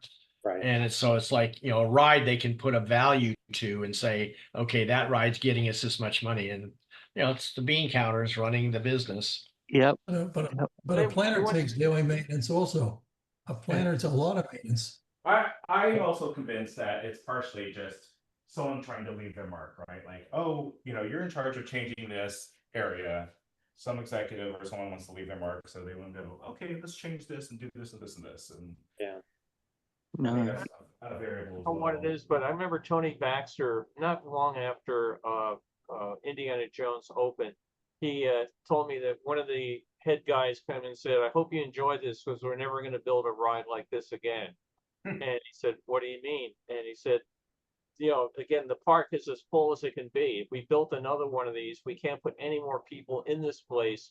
So if everybody's already seen what they want to see for what we have today, why would we want to spend another $120 million or whatever it was? Because nobody's ever going to be able to fit in. And that's, some of the mentality that they've gone with. And, I guess it works. The parks are damn crowded, but, to me, when you're missing this sort of stuff, I'd spend the money to put it back. I mean, how much money could it cost to put that fountain in, right? Anyway, that's why I'm not in charge of the Walt Disney Company. No. Wasn't that fountain also done by Wet Enterprises? Yes. Yeah. No, they're a bunch of old Disney. They were all Disney Imagineers Yeah. who specialized in doing stuff like that. And I can't remember the whole thing, but they eventually left and set up their own company, which they named Wet Enterprises, to specialize in doing fountains for Disney, anybody who would pay them, Disney or Universal or other places. Yeah, it's called WETT. And Yeah. when I was working at Universal, they were on the ground floor of my building, and we would go down and just go and say hi to some of the guys again. But they had a small fountain outside Universal, which used they were the guys that come up with the jumping fountains at Yeah. then they So were cool. Yeah, they were always doing stuff with water tension and what can you add to it to change this or do that. And it would be fun to go down there because they had, again, the first floor of this office building just looked like a regular door. You go in and half the place, the floor would be wet because of all the things that we were playing with. But it was just kind of neat. Because I was walking through the lobby one day and I said, didn't you work at Wedge? Yeah, didn't yeah. What are you doing? Oh, come on in and look. And, there's this whole mini Wedge standing in the basement of the Universal Tower. It's kind of weird. Didn't they help do Bellagio? Yes. Yeah. Yes, I think they did. Yeah. Yeah, there was an engineer in Salt Lake City that put that together. If I look over here, I don't know if this has the name. Can't quite make it out. Comfort Inn. Comfort Inn, okay. Yeah, I Comfort believe Inn. This is one that Comfort Inn. has gone bankrupt and is sitting there in ruins. It's an urban explorer's delight. Again, a non-Disney property, but if you go to online, a couple of these hotels in Orlando, they were built, they got a lot of heavy use, and then nobody had the money to refurbish them or restore them. Back to Disney. So that Comfort Inn would be like on International Drive or something, not Right off of I-4, if I remember, somewhere over near. not on Disney property at No. all. No. And here's some Is more. that one of the treehouse villas? Let's No. see. So here, Radisson. No. the Vista Center, No. where we have something hotel and the Radisson. Like I said, a number of these have gone over the years into disarray. Very late at night, Spaceship Earth right here in front of us. So, Here's Bill, Comfort Inn. you used to walk from the Contemporary to the Magic Kingdom, right? Yes. Yeah. Did you take a shower when you finally got to work? When I I was lazy, I have to admit. When I worked at the Contemporary, if I needed to go over to the theme park or something, I just got in my car, I drove over, and I drove under the train track, and I parked behind Space Mountain. You know, Yeah. I can remember, again, we were talking about wearing ties in Manhattan. I was out in Fantasyland one day, and I was doing something, and I was standing with a clipboard. I had a tie on a name tag and a radio and a pager, and I'm standing there, whatever I was doing, and a guy came up to me and said, "Do you work here?" I wanted to hit him with that clipboard and said, I remember saying to you, "You think I'd be wearing all this if I didn't?" You know, I mean, but you got to be nice to the paying customers. But Well, yeah, yeah, I could be on the airplane in full uniform, wings, the whole 9 yards. Do you work here? Like, I come here Really? on my days off. I don't work here. I just put on this Yeah. odd Just outfit. an easy intro. See, for I would say as little as possible. yeah. if you Maybe carry they a thought clipboard, if you carry a clipboard, you can get away with anything. Yeah. maybe they thought you were an impersonator, like Catch Me If You Can. Yeah. Yeah. Yeah, Wayne, we had several flight attendants who worked as little as they could. Oh, looks like a nice wet day in Florida, which is not unusual. Okay, let's see what else we got. Is that? Oh, that's the submarine lagoon. Yeah, right here, no, There's yeah, a Polly. yeah, I can see the tails of them here. Yeah. Mhm. So that was August of '89, and we'll go way back the other way again. May of '74. You know, it'd be interesting to keep track of popcorn prices over the years. And this particular time, can we see it? No, don't make it out. But you know, the cost of popcorn obviously has changed dramatically. Well, yeah, we went to a movie last night, and I think it was the movie cost us $13 to go see, and the popcorn was $7 Yeah. for a small. And you gotta sit through 30 minutes of commercials before they start the movie. Yeah, yeah. They make a lot more money on the popcorn than they do on the movie in some cases. For sure. And the Yeah, soda. Because the ticket price is 90% goes to the studio. The theater makes the money on the It's a concessions. sliding scale, but yeah, that's pretty much true for the first week, 2 weeks, whatever, and then it goes down as over time. The longer it runs, the more the theater gets as an encouragement then to keep it in there. But there were at times that we would get into situations where a theater would say, "I'd rather keep this old movie that I'm making 50% of the ticket than get your new movie where you're making 90, we're getting 10% of the ticket." So we would have to do all sorts of things to cajole them, twist their arms. You know, okay, if you take out the old movie for this week, we'll give you 75%. We'll only take 75%. So we were always negotiating with the theaters for what made sense. Yeah. That's one of the things I did for Warner Brothers for 15 years was all the computer systems. And if you were in a theater in, say, London, and you would say, "I'd want to put this movie in the theater and I have 1,200 seats," we might want to actually go and put it in a 800 seat theater. And the guy would say, like, "Why? You know, I have 1,200 seats." But yeah, but you only sell 700 of them every week. This guy sells out his thing. You also take us 90 days to pay. He pays the next week. So we had this massive computer system that I ran that analyzed all the bids from all the theaters, projected the revenue, and then you know, it gave us a lot of leverage on how to negotiate with people. And we ended up doing, of all things, selling that to Disney. So that was kind of fun. You know, You know, it is there seems like anyone you haven't worked for in the industry? Paramount. Yep. Yep. So I get That's it. what Not yet. That's what happens. You can't hold a steady job. You move around. I'm not going to go to work for anybody anymore. I'm done. Well, like I said, I don't have the time in my volunteering. This shop here, I'd love to see it open. I have never in any of my pictures ever seen this little snack bar open. I've gone to other sites. I've asked other collectors. The Fife and Drum refreshments.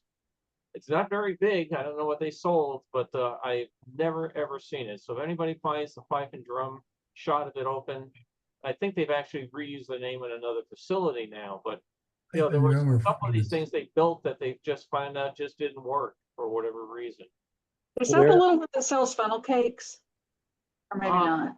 I think they've used that name on a different, larger one that sells funnel cakes. I don't know. I don't know what this one ever had.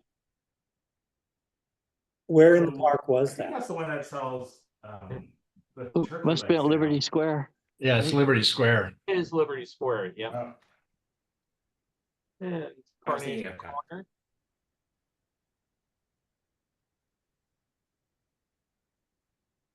The plants haven't grown up so much. This is again 74. Looks totally different now. We can't go and see, but here's the front side of water. Maybe we'll see the No, back. everybody's seen the front side of water. Yeah. Don't worry, ladies, they all have their trunks on. Oh, We're having a special sale, 2 of yours for the price of 1. Yeah, He's gone now. They took him out. yeah. And again, the little Wow. things we do today, all the real gold that was used in these mosaics.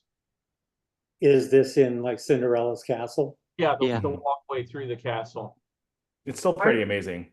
Yeah, I it's heard beautiful. somewhere that the guy putting the slippers on is supposed to be Herb Ryman. Oh, I'm really? not sure. I'm not sure if that's true at all. Never met the man, but doesn't look a thing like him. It could be a caricature of him. It's kind of, I'm not sure. I don't think so. Yeah, I saw it The on nose doesn't look right. I think it Nah. was Disney History Institute, but I know there are some people in the mosaic, but Right. I don't know if that's Herb or not. Didn't know that. The mosaics in Shanghai Castle are just, oh my gosh. They're like these on steroids. Really? Yeah.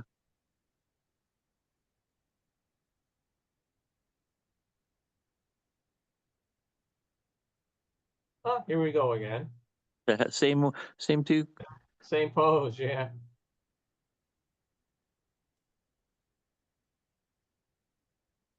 That Uri mansion up on the hill. I remember how surprised I was that the architecture was so different than Disneyland. Yeah. Yeah. Yeah. They Yeah. went with the Hudson Valley School of Architecture here. that was actually based on a house in Jim Thorpe, Pennsylvania. Oh, was it? Wow. Couple of the characters having fun.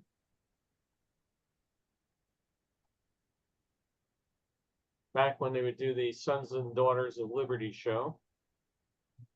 I got to be a son of Liberty. What's that? I got to be a son of Liberty at one point. Oh, did you? That must have been a real thrill. It was in 92. Or no, Yeah, you got- 94, excuse me. Do you still have the little scroll they gave you to Yep, take home? yep, absolutely. They put a hat on me. My good friend she put on the little, what is that, the little bonnet thing? Right. Yeah. Yep, went through the whole ceremony and then we got the little squirrels. Wow. Cool. I always figured that kids would be thrilled for that. I was an adult and I was thrilled.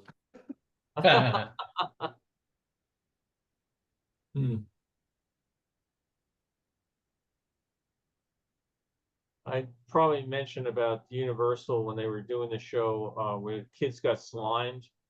I don't remember what the name of it was, but they had a thing where on the TV show kids would get slimed, and at the theme park they would slime them. And my daughter, Dad, I want to be part of the show. Well, I had already arranged it with somebody that worked at Universal that she was going to be picked. So they, everybody in the audience is jumping up and down. I want to be picked. I want to be picked. And they look, oh, her. And this one kid screamed, "That's not fair. They picked her." My daughter was really thrilled. So they take you backstage and they put different clothes on you. She's still wearing her own underwear, but she's wearing different clothes because she's going to get this slime all over her. And it's a mixture of corn syrup and some other stuff and everything. And they put you in this little kiddie wading pool. And they come out and slime you and they throw a bucket of confetti on you. Oh, we forgot to add the water. You know, so they do about 3 different things where the kid is thinking they're going to get slimed and other stuff happens. Finally, they come out and they slime it, and this goo comes down and just covers her. And Carol had to take her back and change her clothes, and it got into her underwear. Had to go buy more stuff and everything. But they gave you a special shirt that said, "I was slimed at Nickelodeon Studios, Florida." When Margot comes back and she went back to school, she was the hit of the school. And all these kids would line up to hear the story of getting slimed. They finally got to the point where the shirt was getting threadbare. We really just can't use this anymore. But she was, I was a big hit with my daughter that I arranged for her to get slimed at Nickelodeon. Way to go, Margot. It's funny over the years, the things that you come back and think about. Hang on. Okay, now this set of slides here, this was sold, if you were collecting films or anything, it was a company called Black Hawk. If you are into Laurel and Hardy films or Charlie Chaplin films or anything, they sold an awful lot of 8mm films. And then they decided to get into the business as 8mm films were dying down because now people are buying beta and VHS stuff. They decided, hey, why don't we get into souvenir slides? So they had previously sold a set of souvenir slides in conjunction with United Airlines for the '64 World's Fair. And they started expanding that. And they came up with a set of souvenir slides for EPCOT. Unfortunately for them, not too long after they decided to get in this, along came digital cameras. So now everybody stopped taking film and everything. But they did get, again, this was all shot with Disney's cooperation. They came up with some nice shots of EPCOT. We'll go through it. Not a busy day at all on some of these. Sometimes I think they let them in early or before rope drop, that sort of thing, to help them out. This whole area's changed, unfortunately. Another thing, the fountain, that's so much money, take it out. But when we were building EPCOT, the restaurants down here were open before the rest of EPCOT was, and that gave them the ability to work at the bugs or anything. And you say, okay, if the restaurants were open and Epcot wasn't open, who ate there? It was the employee cafeteria. So you'd be working on something like the Land Pavilion, say Imagination, put down what you were working on, walk over to the Land Pavilion, have the food. I don't remember that they were doing anything to subsidize the price, being Disney, they were the way they were. But I still just remember this is the employee cafeteria.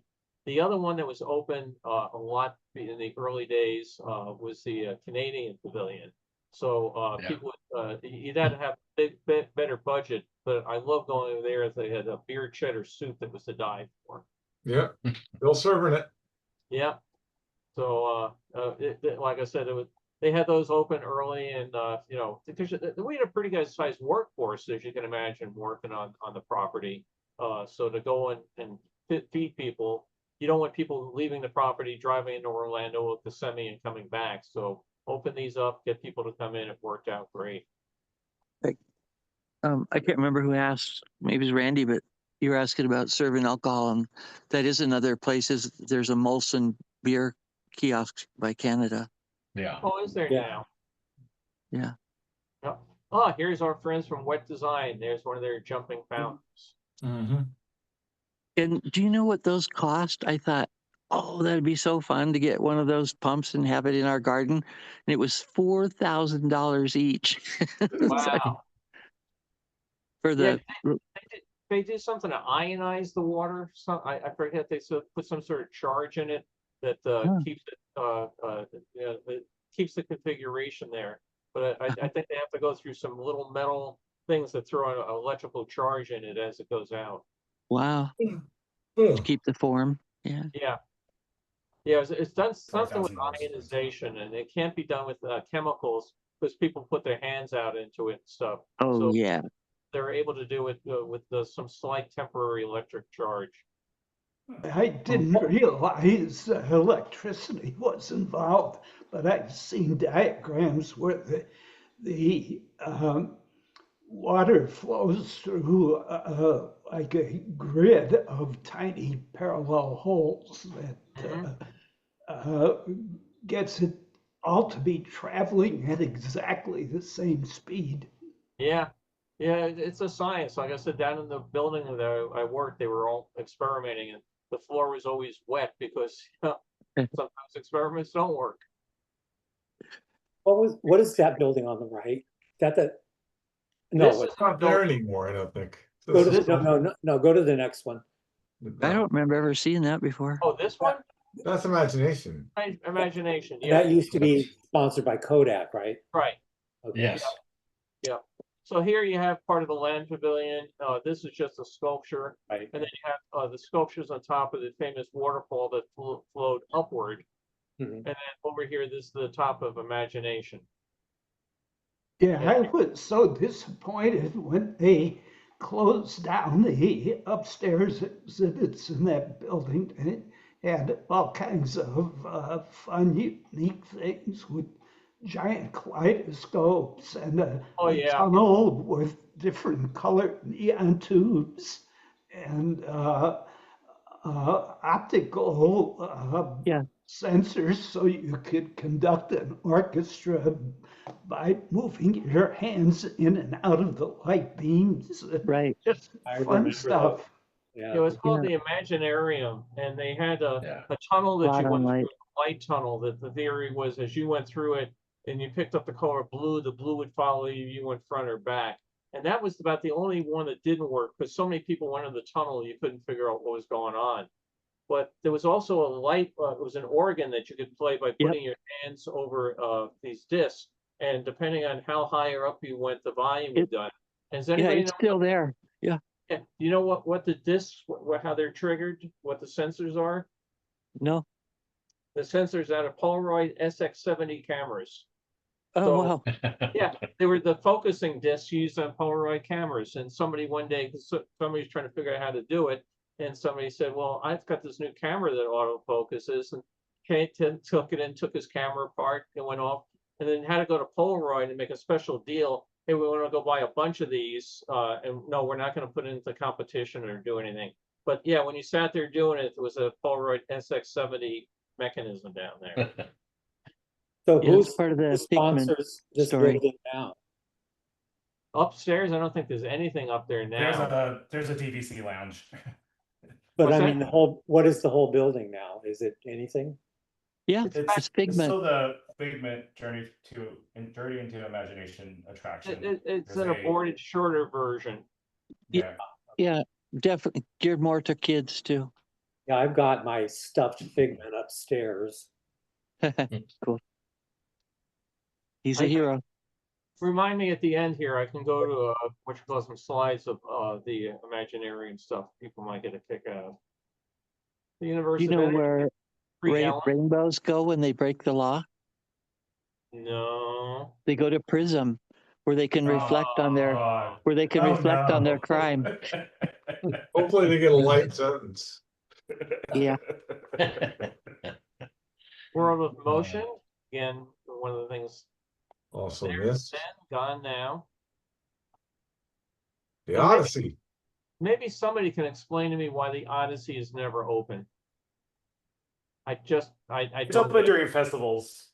Yeah, but why not during the normal day? I mean, it's a perfectly functioning restaurant that doesn't appear to have any known issues, but they just don't use it.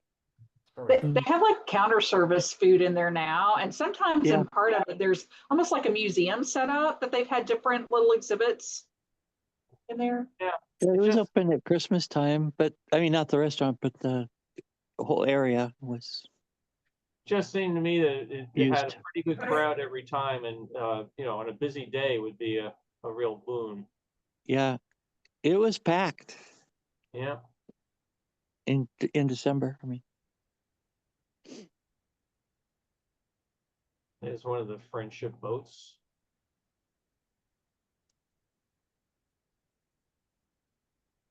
what was the story that Disney had the third or fourth largest navy in the Oh yeah, world? yeah. Yeah. What What was it? How many? It's the What place? submarine. It was the submarine, I think. Yeah, it was Well- Walt when they did the submarine ride at Disneyland. He was happily pronouncing he had the world's whatever 7th largest submarine fleet in the entire world.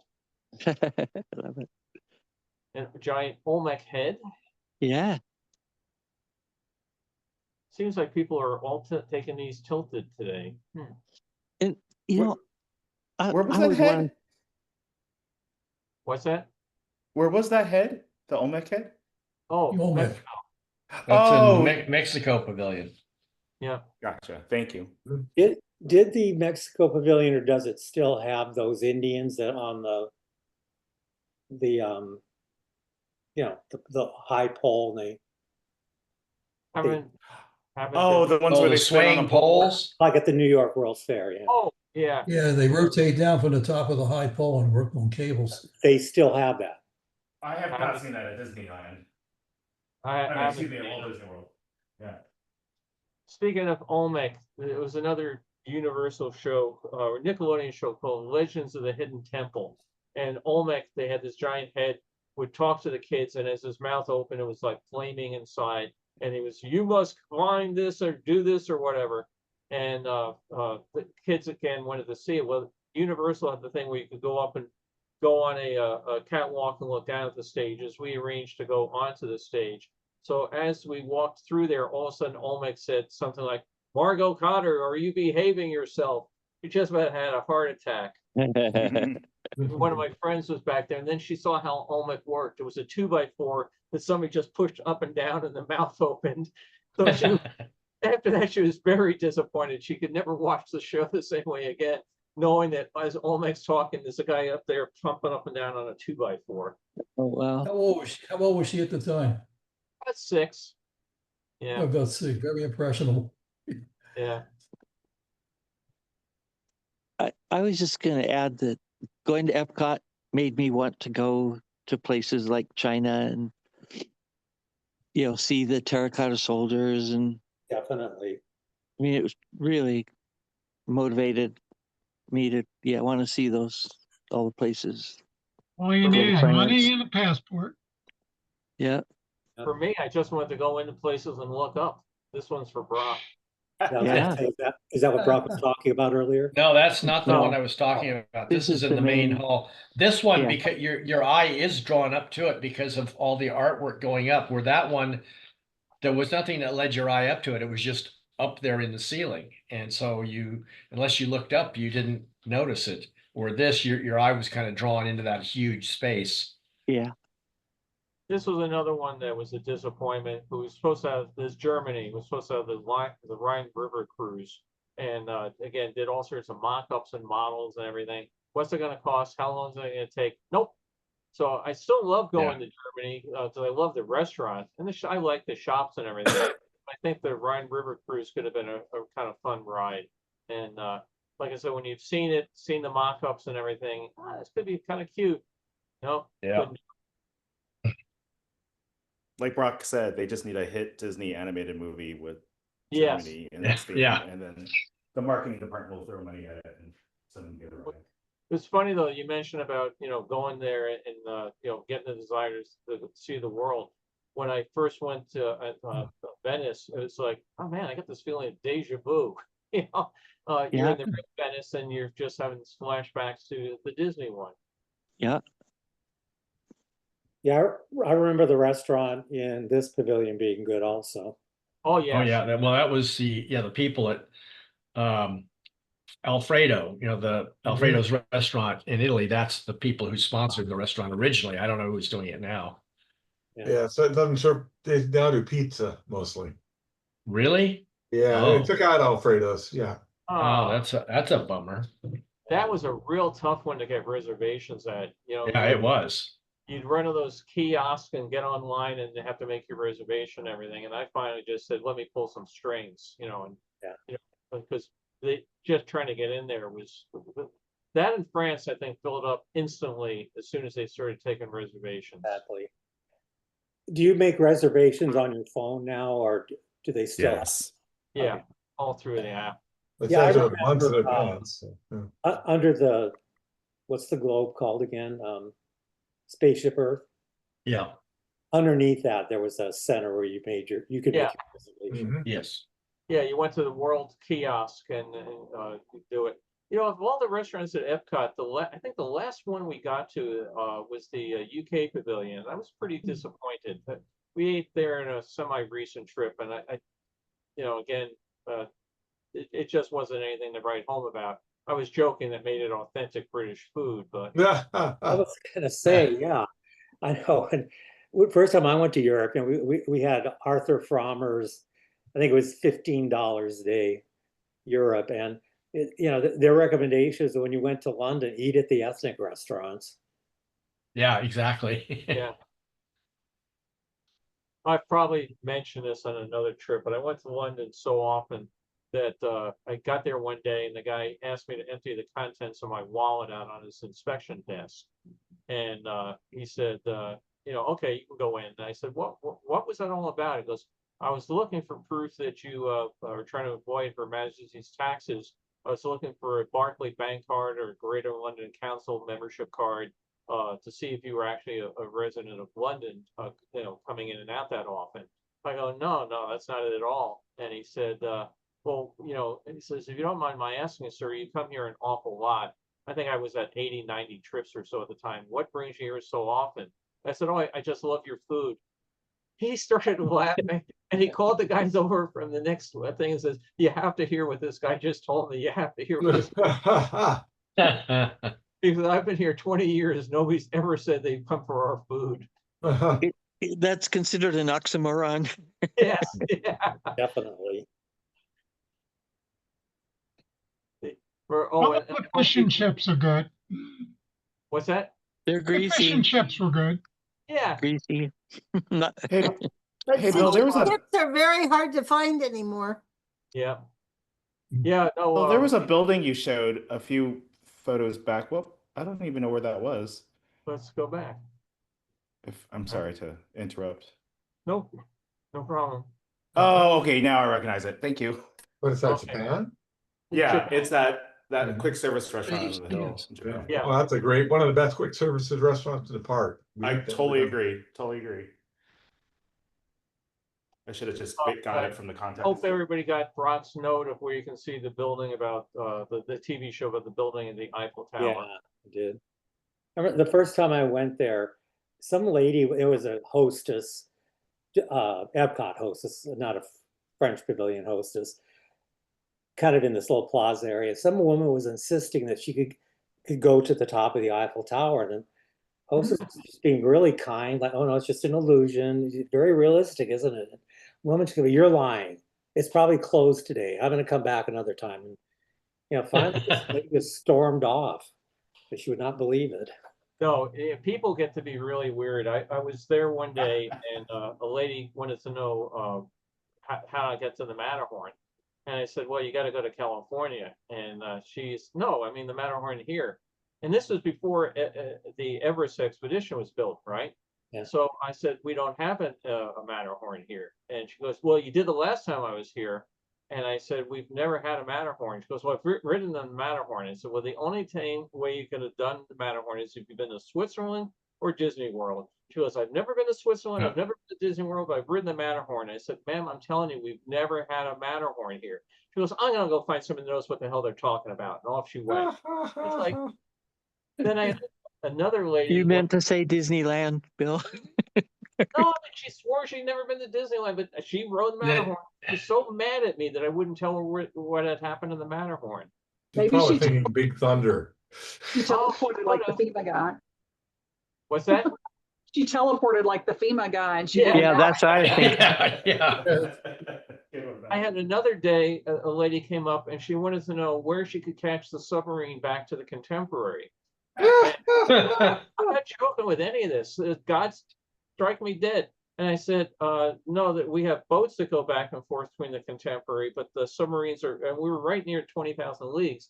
And I said, the submarines just go around here. She goes, no, I took the submarine this morning. And I said, no, the submarines don't go over there. And she goes, well, I know I got here this morning on a submarine. Are you calling me a liar? And I go, I'm calling you confused. You know, You know, and again, she stormed off to go find the submarine back to the Contemporary. I figure that lady is still wandering around like Charlie beneath the streets of Boston, you know. Sounds like she was enjoying some drugs drinking. in her Yeah. hotel room. She was, but we didn't have alcohol at the Magic Kingdom at that point. But I mean, you just when these people do these things, you go, "What the hell are you know?" Yeah, You yeah, should just say it's up there to the right, and then just. yeah, Yeah. oh, yeah. Oh, whoever yeah, said- it's up there I to the missed who right. said that, but I'd be like at an airport in Europe working, so I'm in uniform. You know, we would have to check in with the ticket counter first, then go to security and all that. And yeah, so we say, "Where's the nearest men's room?" And first time I said, I really don't know. I'm not familiar with this airport. You work for the airline and you don't know where the nearest restroom is. So from then on, I just said, down there and to the right. So I don't have to go through all the drama. But the other thing too about like Bill was talking about on the airplane, people would ask me, like, "What's that noise?" You know, you're at the gate and then there's some noise, like maybe they've just started the APU or whatever. And I tell them, and they say, "You don't know what you're talking about." Yeah. You're not Yeah, telling I what they do know want what to I'm hear. talking about. You know, one time this man said there was this strange noise coming. I think it was an APU noise. It was 727. "What's the wine?" It's a wine. What's the wine? So I thought he meant wine. Wine? What kind of wine were we serving? So I'm back in the galley going through all this wine. Like we have, Chablis, Chardonnay, and Rosé, whatever. He's like, "No, the wine, that noise." It's like, oh. That's a The good engine one. cranking. Well, one of the things don't change though. I'm out all the time directing traffic at collisions, and you think these days everyone would have a GPS, right? And they pull up. I got to go there. You can't. There's a car upside down or things like that. I got to get there. No, you can't do it. And we had this lady drive up a couple of years ago where the freeway, the road was going over the freeway, and it had 3 cars upside down. It was a very bad collision. And we had 7 ambulances there. We had fire trucks and everything. And she comes up and saying, "I need to go there." And I said, "You can't go there, ma'am. It's closed. I need to go there." I said, "Look, even if I wanted to let you go there, you physically can't fit through there. I have to go there." And I said, "You have to go left or go right." She goes, "Which one?" Oh. And I said, "I don't care. You can either go left, you can go right." She goes, "Well, which one do I go?" I said, "I don't know where you're going, so I don't know which one's better for you." She goes, "Just which one do I go?" I said, "You go to the left." She goes, "Why didn't you tell me that in the first place?" And off she went. I go, People so are so nuts. now when people come up, they say, "How do I get to Smith and Jones Street?" Go to the left. Yeah. Yeah. There's a lot of people out still looking for Smith and Jones Street. I don't care anymore. Yeah, that's the way to do it. Yeah. Yeah. And you volunteer for this nonsense without pay. Yeah. Well, even without pay, again, people have probably heard this story. I'm out there one day. This was about 7, 8 years ago, and I just finished my shift. I got back to the station, and they said it was another overturned collision over the highway again, different one. But I got down there, 3 cars, a real mess, and nobody can turn onto that road. So as they're coming off the freeway, I'm standing there telling people, "Go this way, go this way." And this woman pulls up and starts, she's yelling at me, "You need to move your arm more." And I said, "Ma'am, I'm so tired. You're lucky I'm moving my arm at all. I've been out here, for the last 2 hours, right?" She goes, "I'm paying you and I'm telling you to move your arm." And I said, "No, ma'am, you're not paying me. I'm a volunteer." She goes, "I know I'm paying you and I'm telling you what to do." I said, "You're not paying me. You're not telling me what to do. Just go." And then she says, "This is why we elected Donald Trump." No, this is no joke. And I said, "And that would be why?" She goes, "To send people like you back where they came from." I turned to her and I said, "I don't want to go back to Brooklyn. Just go." What's wrong with Brooklyn? Yeah, well, your winters suck. But I mean, again. Yeah, but what's wrong with Brooklyn? Yeah. Anyway, here's the very nice French restaurant that I could never afford. Wait. I ate there the second time I went with a friend, and I don't know, we got some kind of lobster dish. It was really good, And it was like $12, but that was a long time ago.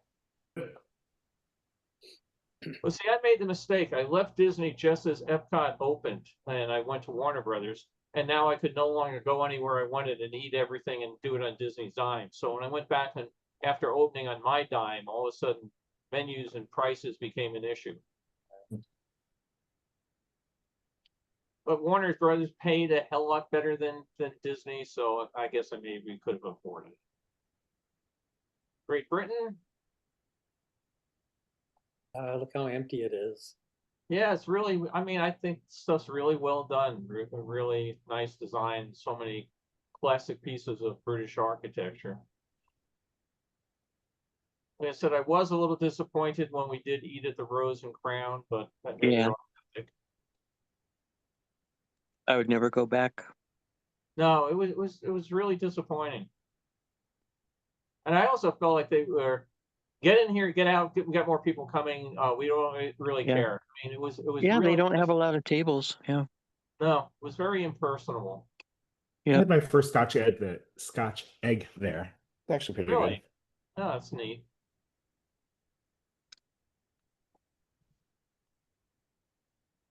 Good shot. It's the sun sets on Epcot. Let me go find something real quick. Okay, Walt Disney World. Where are you? Okay, and Epcot. Don, when you went to Universal, did you find it like, wasn't it like when I was looking for tickets and stuff, everything was a lot of money. It was Yeah, pretty it's pricey. expensive. Yeah. Did you end up buying like any of Disney's those just as fast? bad now, though. I Oh, mean, I know. But but we had bought the express passes as well as the Universal tickets.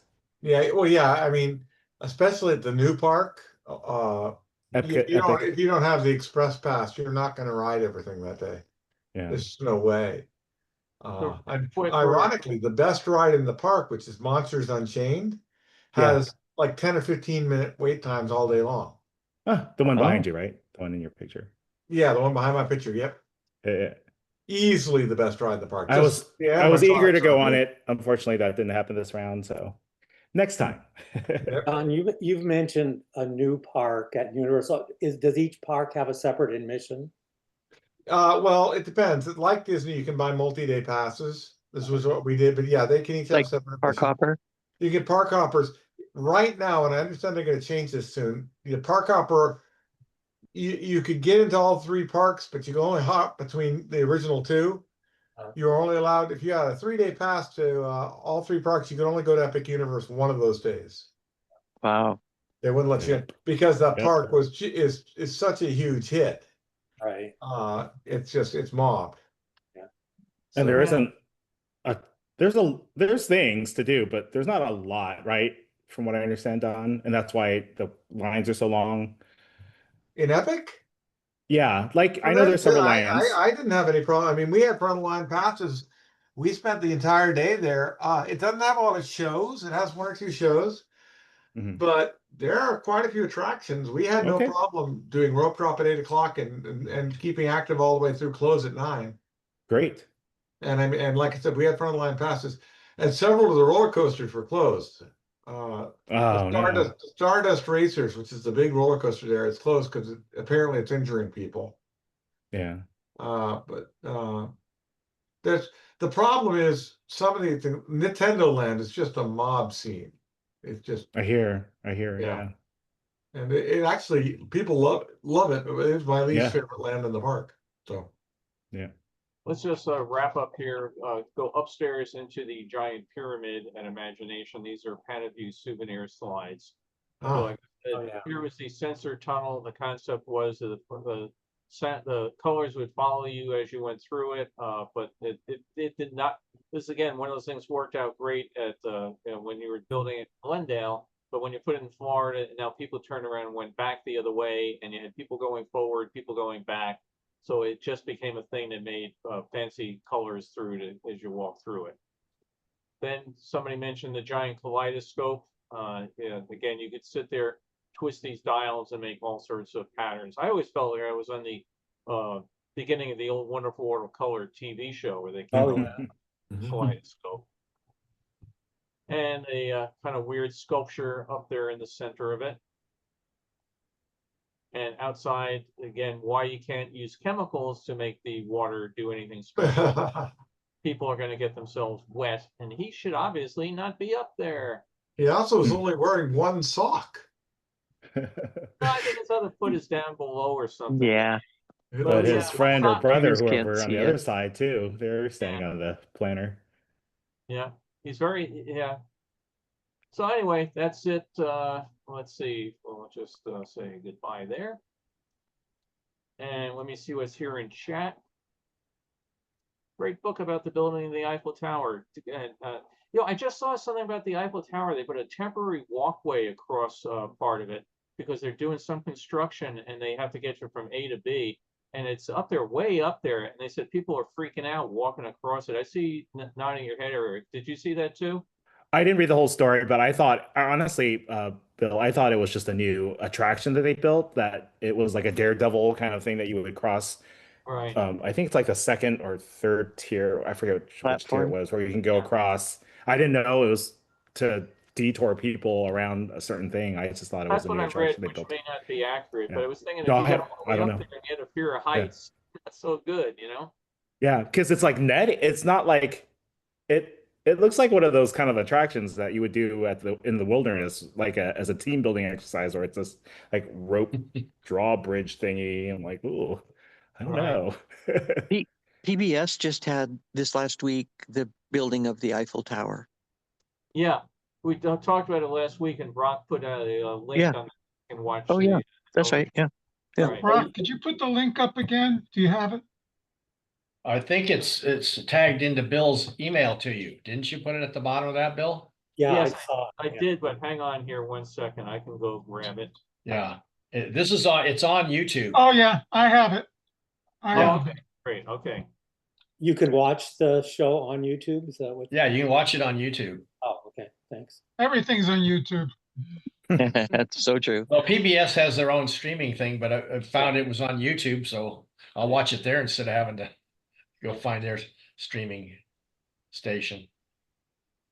So for this coming week, by the way, Wayne, I appreciate seeing you on the Expo 86 talk I did the other day. One of the things put a zillion hours in, and hardly anybody showed up. I always thought more people would like Expo 86 than, but I'm going to do part 2 this week. And for the people that don't see it, they don't see it. I'll probably redo it here at some point in time. Yeah, well, a lot of my camera club Zoom meetings are on Thursdays, so mostly I have to watch your talks and reruns.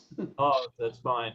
Now, as I said on the talk, I think if there was a World's Fair that was suited for Kodachrome, Expo 86, I mean, whoever was their official supplier of banners, flags, and other things that flap in the wind, there was always something going on, and it distracted you from the other stuff that was out there. So My guess is they got some of those flag and banners idea from the LA Olympics. it could be, could well be. Matter of fact, we have here in the Cotter House a couple of flags from the Olympics. After the Olympics ended, they had the company that had made them had a whole. They were right down in West LA. They had a whole bunch of extras, and they announced they were going on sale because they made whatever number they needed for the Olympics, but then they made extras in case they got shredded, stolen, or whatever. Now the Olympics are over, and the Olympics organizing committee said, "Yeah, do whatever you want with them." So Carol and I drove down, and there was probably 200 people in line to go into this place. And we bought a bunch of banners that I've never done a damn thing with, but other than put them in a box in the garage. But I still have my official, genuine Olympics 84 flags out there. So, Hey, Bill, are you going to plan to sign up to volunteer or attend the LA one in 28? The LAPD keeps telling me I am. I'm keep saying I'm going to get as far from LA as I can. So, oh, you got your mug there. I got my 84 mug. I'm looking for a 26 mug or a 28 mug. Huh? See if they're making them for the same thing. Yeah. I love the little mascot they created for the 84, the Sandy Eagle. Eagle? Didn't Disney, right, did that? Yeah, that was Bob Yeah. Moore. Bob did a lot of the artwork for posters and stuff at Disney, and he came up with Sam the Eagle. Matter of fact, Bob's office, when you first came into the studio, there was a security checkpoint off to the side where they'd ask, who you're going to see or whatever. But Bob's office was in there, and one day I had to go over to ask him something, and he said, "Oh, I think that might be up in the rafters." And I said, "What do you mean?" And he goes, "Hang on," and he opens up this hatch in the office, the roof of his office, and one of those staircases like you see, comes down from an attic, comes down. Went up there, and there were all the original art for so many things of Disney posters for the movies up there. And he's going around and he's like, sorry, a lot of the rats come up here. So, and he's brushing off his rat droppings and stuff. And I came down, I told Dave Smith, and Dave said, "Is that where all that stuff is? I've been looking for it for 30 years. So he went over there and got it. Bob got so mad at me that his archive had now been part of the Disney archive. And I said, "Yeah, but the rats aren't eating it now, Bob." I mean, he was a nice guy, but like I said, he literally had 30 years worth of artwork in the attic over his office being chewed by rats. But yeah, these were hand painted designs for the poster. Yeah. I can't imagine leaving them. Oh yeah. In this So condition. you'd have the artwork for like, a poster of Snow White or something. He didn't have it going back, but say a reissue or something like that. But when they would do things like the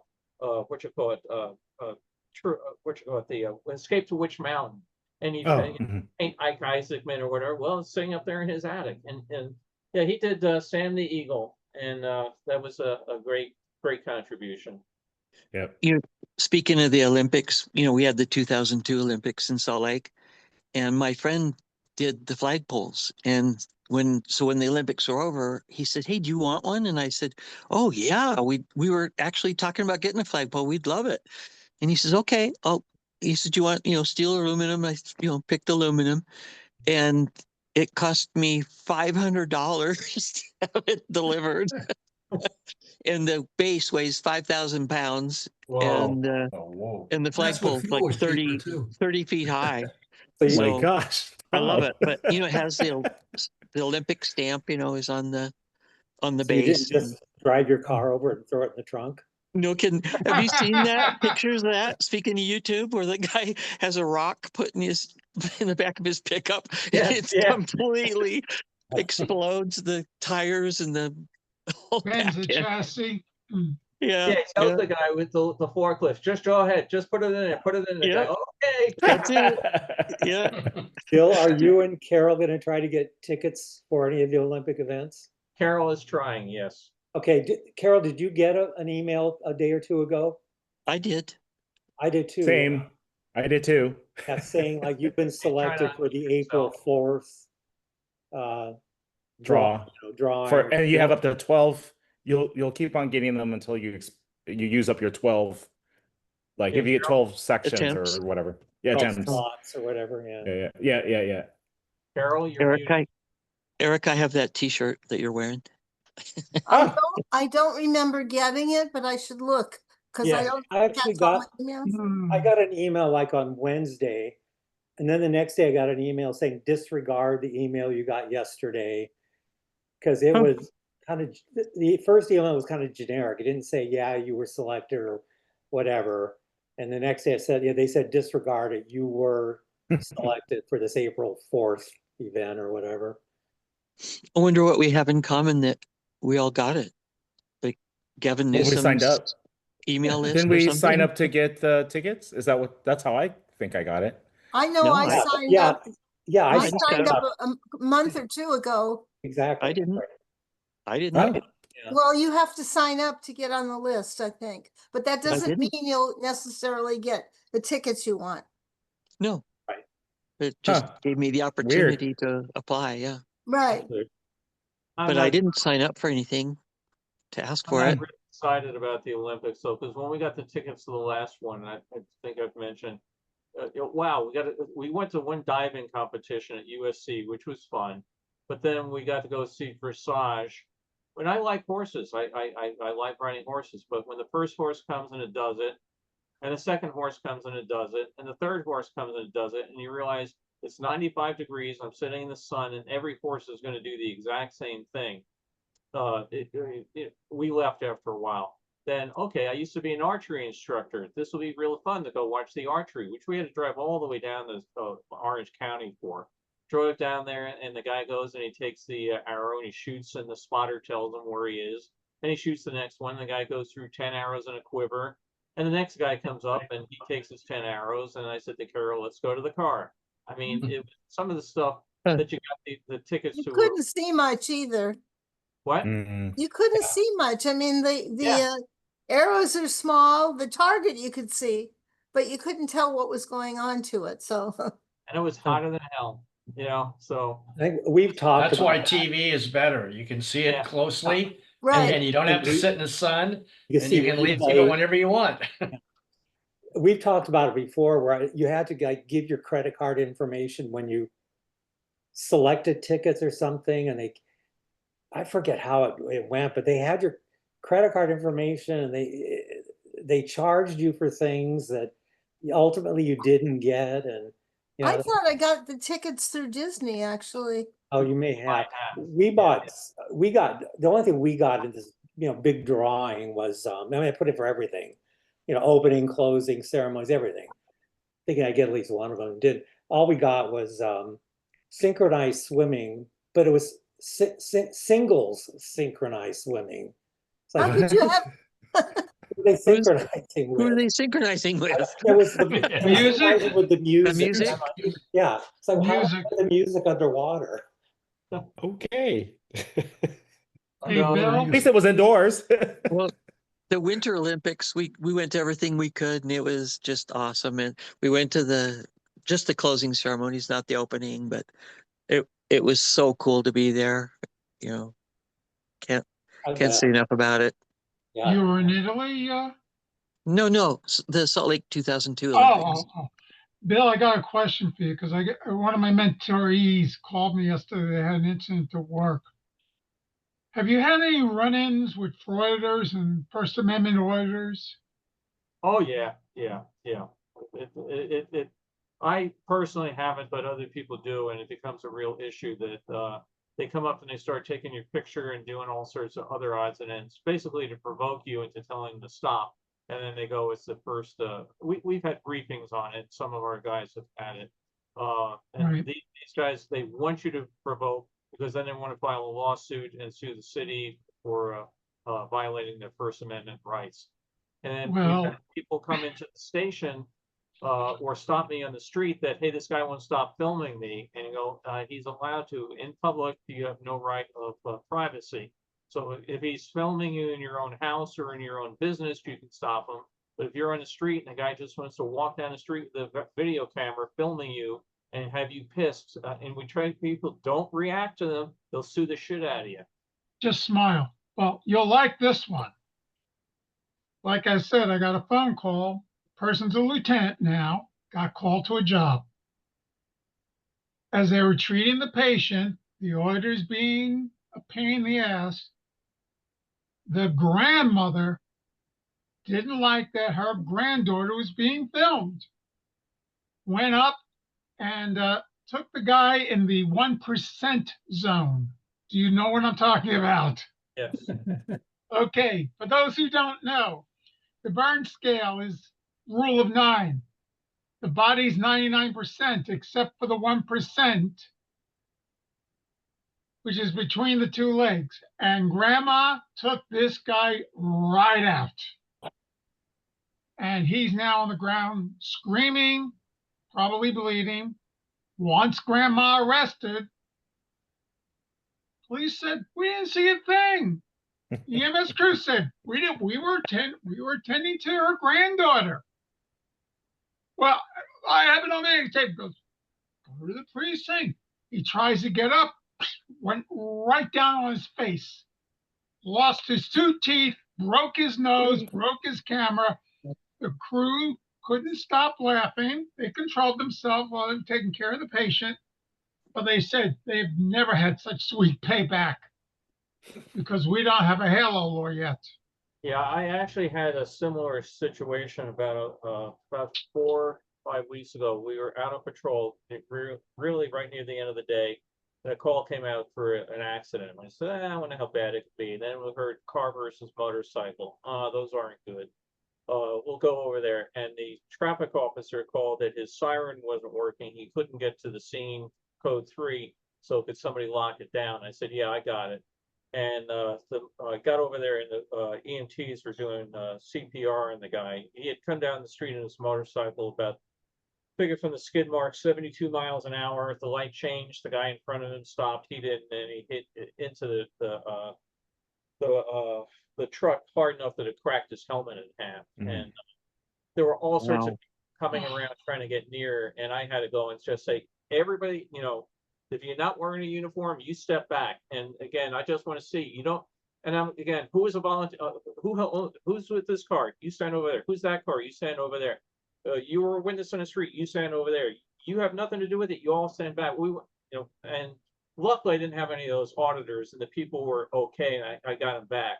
And I'm very proud to say I actually got a departmental commendation for handling the scene, because when I had to call in and say I got a K, and that brings up the coroner and everything else, but I had sequestered all of the witnesses so nobody could compare notes and we could get independent statements.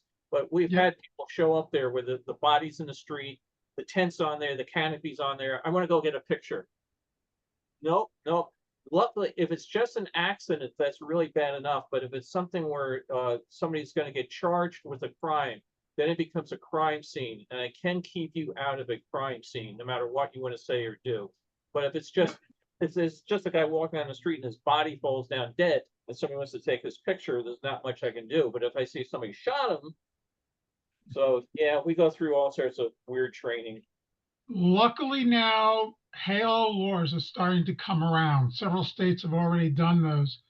And they're ranging from 15 to 25 feet areas of exclusion.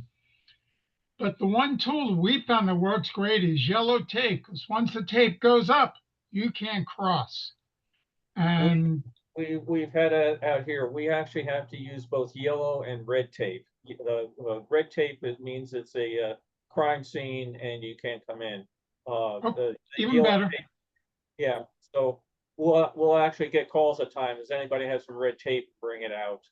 Because most of us don't carry, because you don't go to that many of them. But when your red tape goes up, even as a LAPD person, I can't cross the red tape until I go to the incident commander and they log me in my serial number, where I am, what I'm doing, because they don't want anybody to say that the scene was contaminated. Totally understandable. Totally.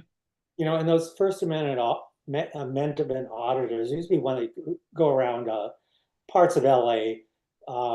He was Hispanic. I haven't seen him for a long time on.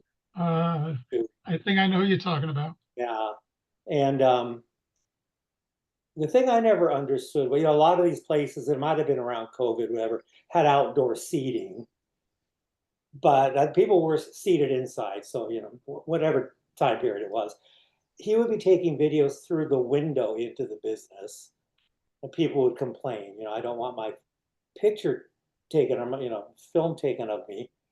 And the cop would say, like what you said, whichever one you said, right. They have the right to do it. There's no expectation of privacy when you're in public. But I always think, well, if they're shooting through a window into a business, does that not change? It's a gray area. It's a very gray area. You can't go into the business, but you can photograph through the window. We actually had one who went into the federal building in Lower Manhattan, claiming to want to file a FOIL request. Now, standard procedure in all federal buildings, you sign in, you present ID. Why? Very simple. We want to know who's there in case there is an attack. We can identify you. If you're carrying a device, you're going to get scanned. And this one guy, he pushed. And the second you walk in and you're wearing a face mask, a hood, dark glasses, we know you're one of them. But hats off to the security lady who managed to piss off this guy so much that he started cursing her in Spanish. and she just started ripping him back twice as fast. So yeah, they just try to press the right button. But the one thing that works, turn and smile and don't say a word.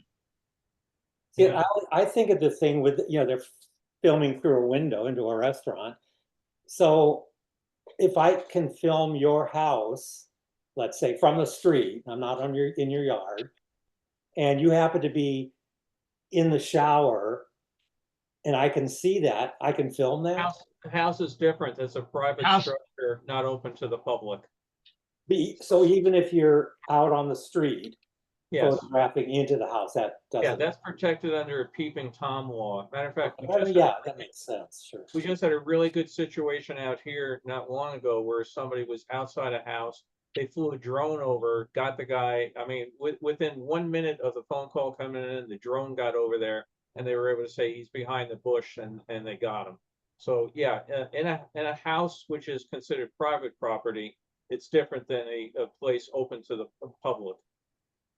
So Pennsylvania, the homeowner took a 12 gauge and took care of the drone. That's illegal as hell. The guy tried to sue, went before the judge. Judge said, how high were you? Oh, I was real high. And the guy the homeowner showed video, he was only 14 feet above my pool where my daughter was swimming. Yeah, the trouble is, though, drones are protected by federal law. So if he went off and said you can't shoot down an aircraft, he could sue the guy for flying over his house, but you're not allowed to shoot down aircraft. Well, the judge threw the case out. I believe it was Pennsylvania, but no, but he was probably in a state or a local court. If he was in a federal court and they're using federal law, that would be different. Well, I got to run. I got to go get a zillion things done, and hope for the folks that are in the colder parts of the country, it gets cooler and warmer, and I hope for the people out here it gets cooler. We were trying to figure out yesterday, they always say that this is where, on this part of the country, all the water flows to the Pacific, and this all flows to the, Atlantic, or here, this will flow, north, south, east, west. There's got to be some place in this country which is inhabitable weather-wise, but when you get there, they probably have tornadoes. So you can't win, but it's just too damn hot. So, well, next week we will be back with more. I think I'm going to, if I can, I have a whole bunch of films sitting here looking at me. If not, the vault, like I said, we're down to the stuff that I scanned 17 years ago. Wayne's always asking me about when are you going to put out more CDs? And I go, oh man, someday. But it just takes forever to scan them and clean them up. So appreciate you looking at the raw footage. Have a great week, everybody. Thanks, Bill. Good job, Bill. Thanks. Bye. Thank you. goodbye. Bye.